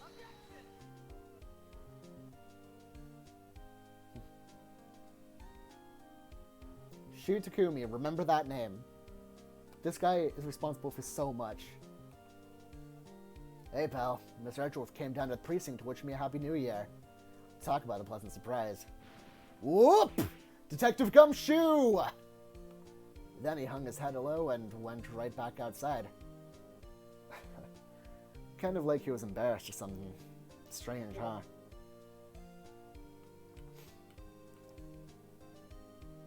Kumiko Suekane. This had a very small development team. I just want you to know that. Like... Huh? Nick? Nah, I haven't seen him lately. Who, me? I've been working at a cheese shop. That miss is a nice lady, but she not exactly what you'd call a cheap date. Huh? Oh, she's in Hawaii right now, yeah. Like, this was published by Capcom, but it is by all means an indie game. Like, I think this had a development team of 6 people. Who, right? Yeah, I remember him. I hear he's been busy lately. You know, not to ring my own bell, but I've sort of taught him everything he knows. I'm sure he's grateful. This was the first prosecutor whose ass I beat in the first case. He didn't teach me shit. I mean, he was the tutorial enemy, but... Phoenix Wright? Ah, the defense attorney for whom I wrote that affidavit for, yes. Oh, you should know, I've taken over management of the Gatewater Hotel recently. Should you be in the area, please stop by.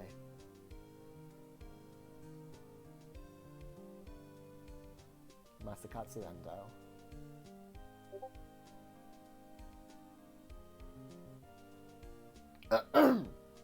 Oh, it's you. Phoenix Wright? Ah, yes, Mia's understudy, was he not? I wonder how he's doing. Haven't seen him of late. Ah, the days of my youth. Like the scent of fresh lemon, you see.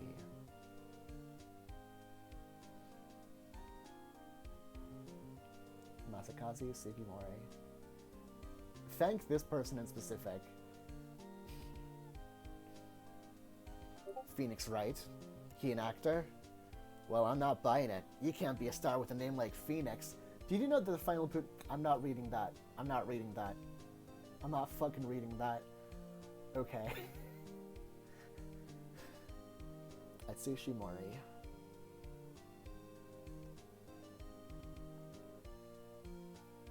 I'm pleased to announce The Pink Princess is a hit. I sure owe that Mr. Wright a great deal. Oh, and I'm keeping my face out of the public eye till the show's over. I wouldn't want to ruin any kids' dreams, you know?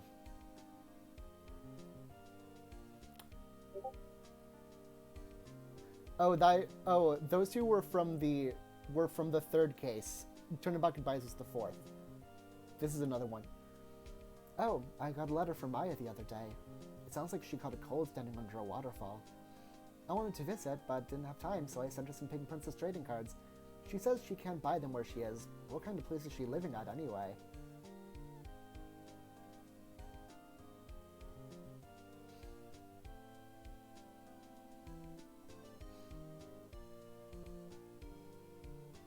Right?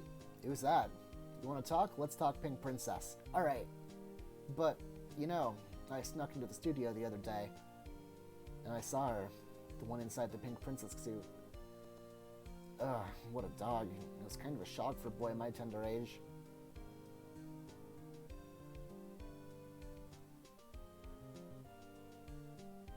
Atsushi Inaba. I've heard of this name before, but I don't quite remember. Yeah, I remember, right? That lawyer guy. Huh, me? I'm in training to become a paranormal photographer. You know that picture I took of everyone? Well, just behind them, there's a ghost. For real. That's talent. I'm gonna be famous.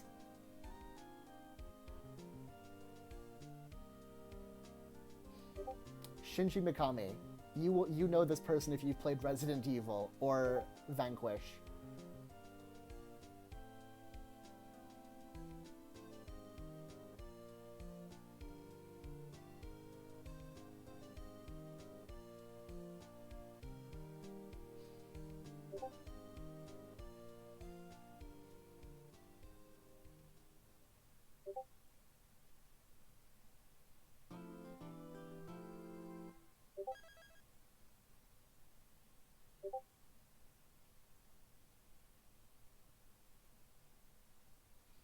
And that was Turnabout Goodbyes. Thank you all for being here with me. I hope to do a stream like this again someday. We've got a lot. This was a fucking amazing time with all of you, and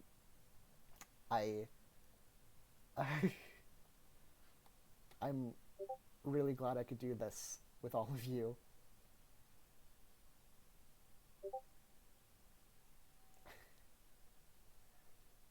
So let me put on some cool ass music to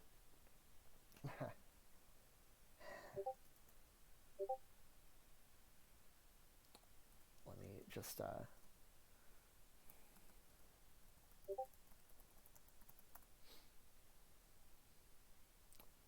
let's see. Should I put on that engine music again? It's a pretty good song to sort of chill to, you know? I could put on the end music from a different part of it, because there's another. Okay, so you might have noticed that there's another case after Goodbyes, Rise from the Ashes. This was not in the GBA version of Phoenix Wright Ace Attorney. This was added to the DS version, and was developed by a new team. Like, it was developed by the team in charge of the remake. And this is like the most ambitious and like amazing case in the entire series up until like 2011 with Ace Attorney Investigations 2. So I could play that. Like, I could very well play that, but you know, this already took 3 days, and this would take like a week's worth of streaming. So if I were to stream again, I'd probably do it at an earlier time, first of all. Like, okay, so first off, Yeah, yeah. I would say just play the game for yourself if you really want to experience that. It is Rise from the Ashes. RFT is absolutely worth it. Is absolutely worth it. Like it is a fully like fucking amazing case, hands down. Play like play this case, play this game for the case. Absolutely get it. But if I were to stream again, though, I'd probably do something earlier than that. Like this Turnabout Samurai is the case where the Steel Samurai was introduced, for instance, and it's the first one where we really get to see my, and it's the first one where we really get to see Maya and where we really get to see Maya and her spirit medium powers. This was the case where Maya was introduced, and this is the case where Maya was introduced and investigation mechanics were introduced, and it's actually a pretty short it's only 2 days. I hold on. I I know in the Wii version there's a button to hide the UI. There's but it's I don't have it here. Um, and then I could also play the first case, which is just like it's a real simple one. Like it's just one trial and that's it. Like Turnabout Goodbye is the longest one of the GBA games, and it's actually okay. So in from AA2 on, the cases, even though like in this world, there can be 3 trial days. For the rest of the series, each case only has 2 trial days. It has two investigations and 2 trials. But the thing is, those trials can be significantly longer because of that. Like here, the like okay, let me put it this way.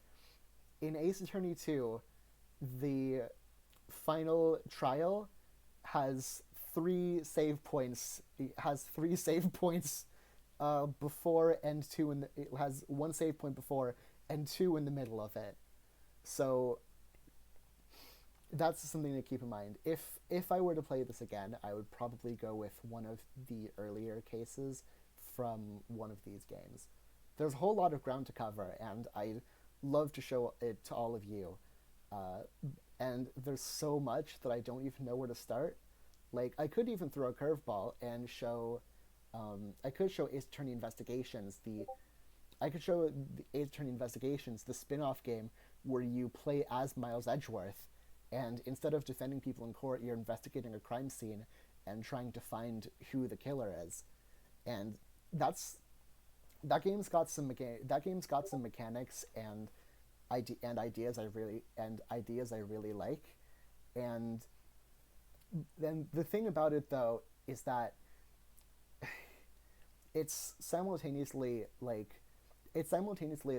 a sort of, how do I put it? It's like the Ace Attorney equivalent of a Marvel movie. Like it's a popcorny sort of game, right? Like this like it's this like lore filling, like easily enjoyable thing where a case like Rise from the Ashes, like I don't know how to put it, but it's like, and the thing about the investigations games is that they're so each case is so bound up in each other that in order to really get the full extent, that in order for any of the cases to pay off, you have to play the full game. That's a weird way to put it, but it is true. So I think what I'll go for next, like if I had to, what would be, that's a tough one. Pest Nice. Fucking. But I don't know. I've got some ideas. I might put it up to a poll. I might, yeah, I might like just put it up to a poll which case and game I stream next. But let me just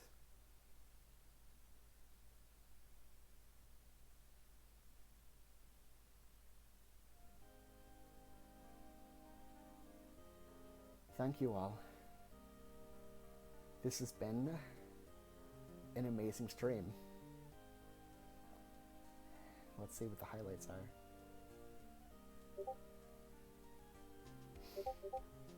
are. Actually, so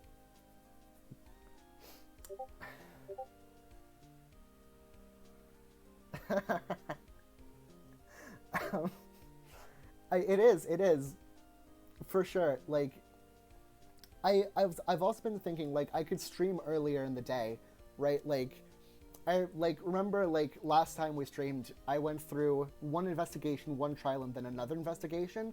Like, if I streamed earlier, we could go for longer sessions, basically. Like, we could do that if you were all up. And like, okay. Yeah, in the summer, like, from January onward, I have no school. Like, I graduate in January, and I'm taking a gap year from college, so I'm up when fucking ever. Like, I'm gonna like I have game development and a job to do, of course, but yeah, I'll be down. I'll be fucking there.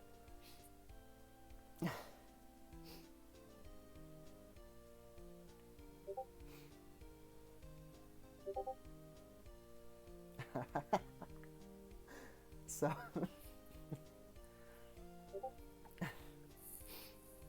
it is certainly thrilling, and it's my favorite part of it was watching like all of you watching all of you experience this game for the first time, like watching you like figure things out and experience the emotional highs of this movie. This I you saw it like a movie, but for me it was, I mean, fuck, God, I mixed up words, but you get my point, right? Like, it's, you got to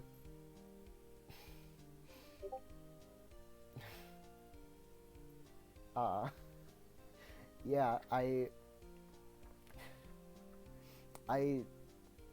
really like this game.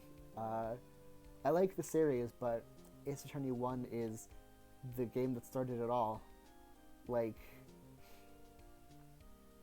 how to put it, like, if you got invested in this, like, if you got invested in this case, you're invested in the whole series. Oh, yeah, Maya's in, so this was Ace Attorney 1. This was Ace Attorney 1, and she comes back in Ace Attorney 2 and 3. So Maya's there for the whole original trilogy, and then, yeah.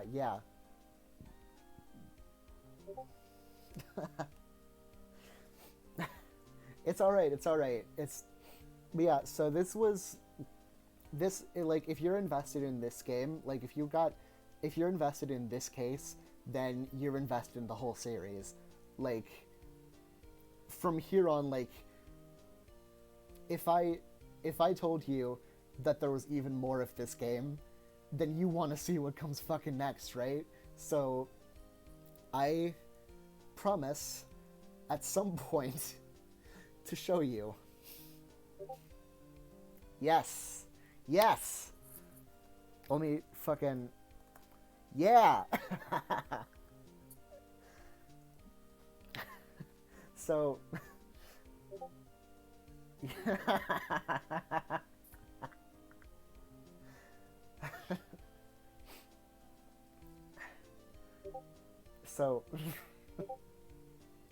so, running it down really quick, all of every Ace Attorney game released from 2001 to 2011 is available on the DS, which means that I can get it through a DS emulator. So I can play Ace Attorney 1, which is what we did, then Ace Attorney 2, which is known as Phoenix Wright Ace Attorney Justice for All, which has 4 more cases, and my favorite case of the series, actually. So you might get to see that at some point. I own the trilogy, but I don't have a capture card for my Switch, so I can't buy buy the game with money, but also pirate it.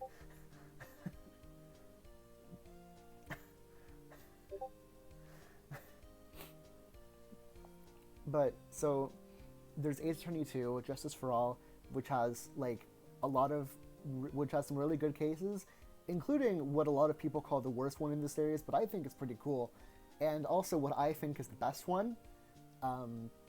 And then Ace Attorney 3 is like it's the fan favorite. Like it's got so much good. Like it ramps up the court drama to such a cool degree, and it's so it's getting my design nerd on. Like there's a clear difference in gameplay between each Ace Attorney game.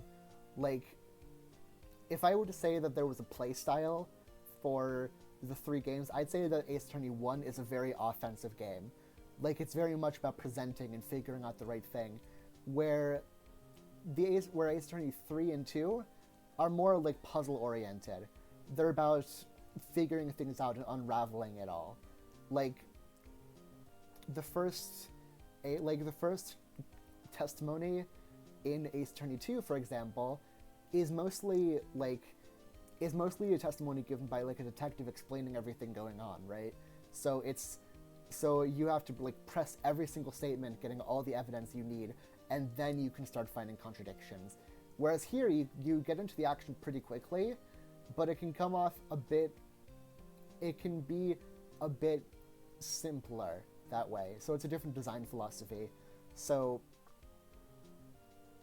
if I were to show you the future Ace Attorney games, you would probably be able to feel that difference.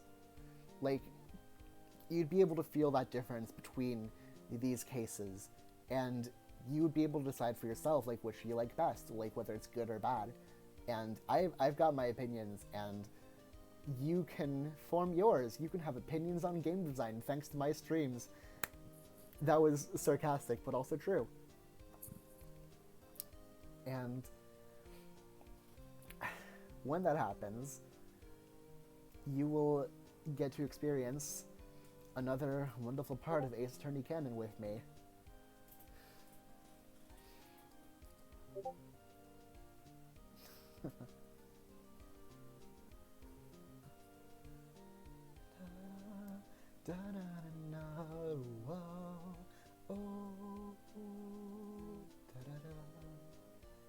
Yeah.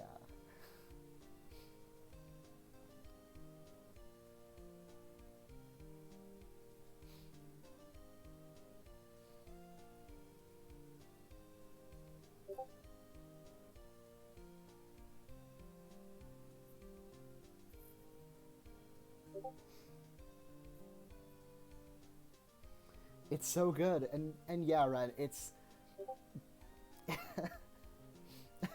it's so cool. Man, if you like the character designs and the narrative, it goes off the fucking rails in the next few games. Like, Ace Attorney 1 was relatively grounded. Like, when we move forward, we're going to see so much more. Bro, I can't fucking wait. It's gonna be so good.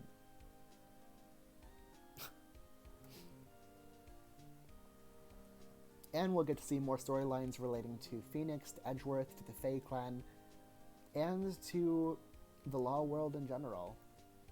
That's some really cool interconnected plot stuff. Like the story of Phoenix Wright, Miles Edgeworth, and My Fae aren't over yet.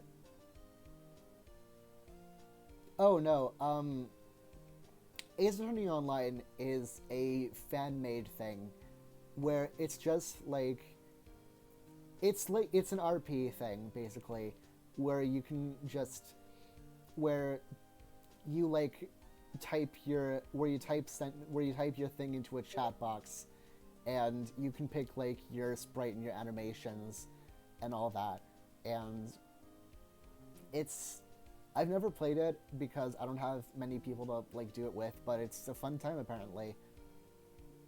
I'm interested in it at least. So like you can do that. You can absolutely do that. Oh yeah, Mia Fey. You don't know about Mia. You don't know much about Mia Fey, and there's so much you can learn about that. Like if I could make like a several part stream just talking about the just talking about Mia Fey. Like there's so much with her. God, I've like if I were to make this a series rather than just like a set of individual streams, then I'd have like the main story would be about Mia and Maya Fey. And then, but the Ace Attorney experience is more than just the like long-standing story. Like it's like this. A lot of it's a lot of individual episodic stories, and I want you to experience it like that. Like a lot of fans say that the so-called filler cases are the worst ones because they don't add to anything, but I think they're like Ace Attorney at its core. It's about solving mysteries and meeting funny people, and that's something I want you to experience just as much as the emotional moments and the plot developments of Phoenix, Maya, and Edgeworth.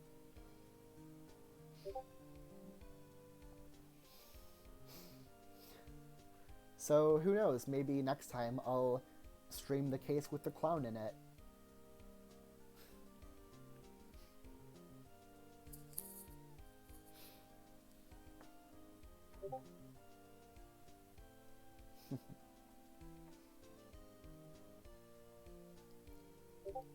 Clown case, clown case.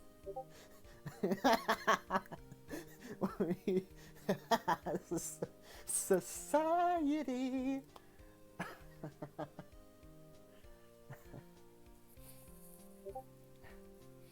Yeah, exactly. They're super cool.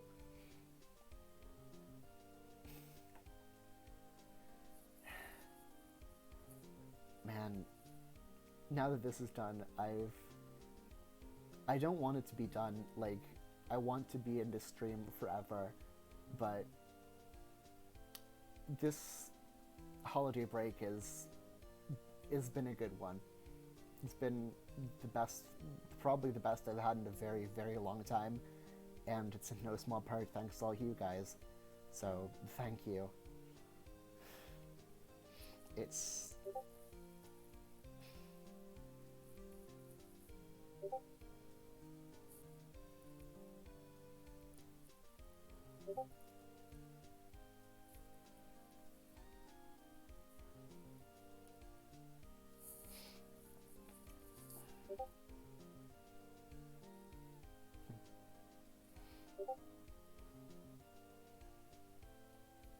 Actually, I could give you a short look into what Case 5 is like. Don't count on it too much, though.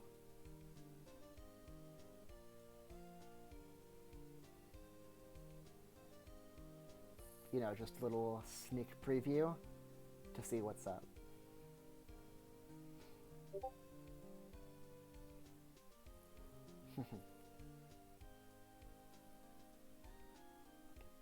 Yeah, for sure. I mean... Do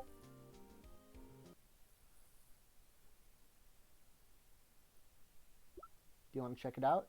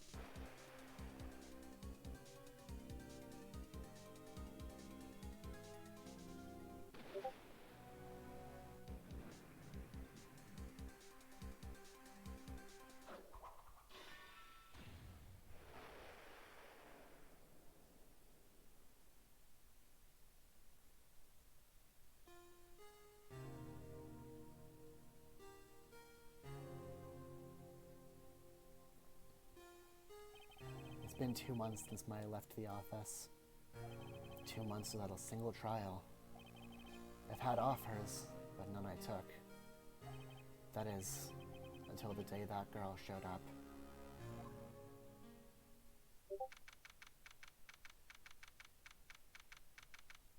What do you mean?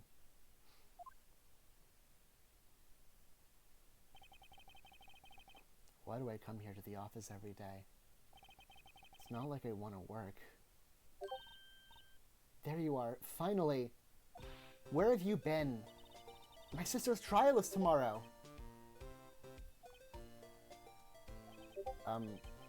Who are you? It doesn't matter who I am, it only matters who you are. You're the famous defense attorney, Mia Fey. Oh, you're not Mia Fey, are you? I'm sorry, but Miss Mia Fey no longer works here. So you are the coffee boy? I'm Phoenix Wright, a defense attorney. Right. Wait! You're the Phoenix Wright? The Phoenix Wright from the Edgeworth murder case? Yes, that's correct. It wasn't Edgeworth who was murdered, though. That's a relief, then.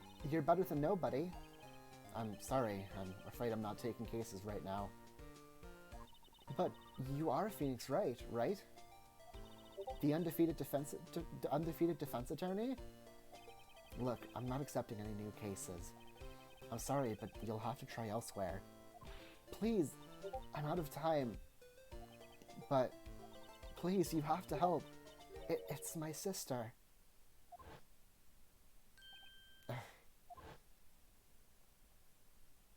Maya? Could it be? Okay, I'll hear you out. Really? Thank you so much. My name's Emma. Emma Sky. I'm a scientific investigator. Scientific investigator? Alright. That's now we're in an interactive point, so I'm gonna like I'm definitely not starting fucking Rise from the Ashes right now. So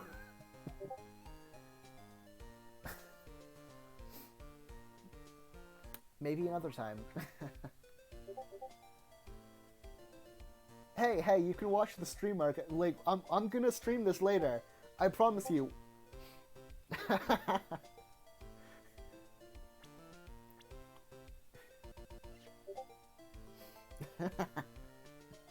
She's baby.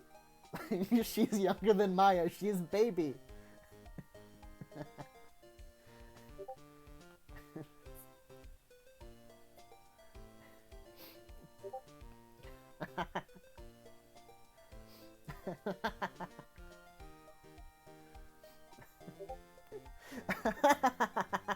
No, she's 17. Maya's 17, Emma is 16.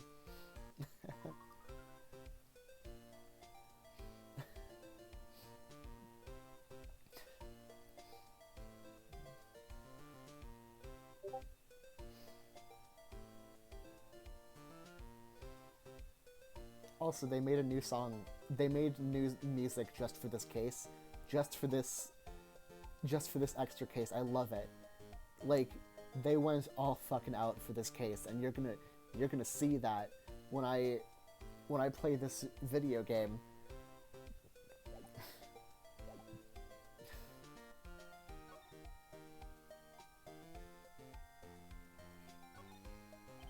Mia's plant, Charlie. I've been taking care of him in Maya's absence. Yeah. Alright, so...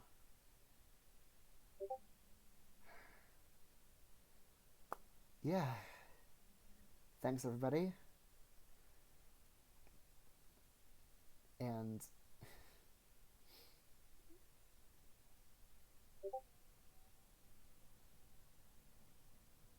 have a good one, Mary. And have a good one, all of you. See you around. I mean, see you in Discord.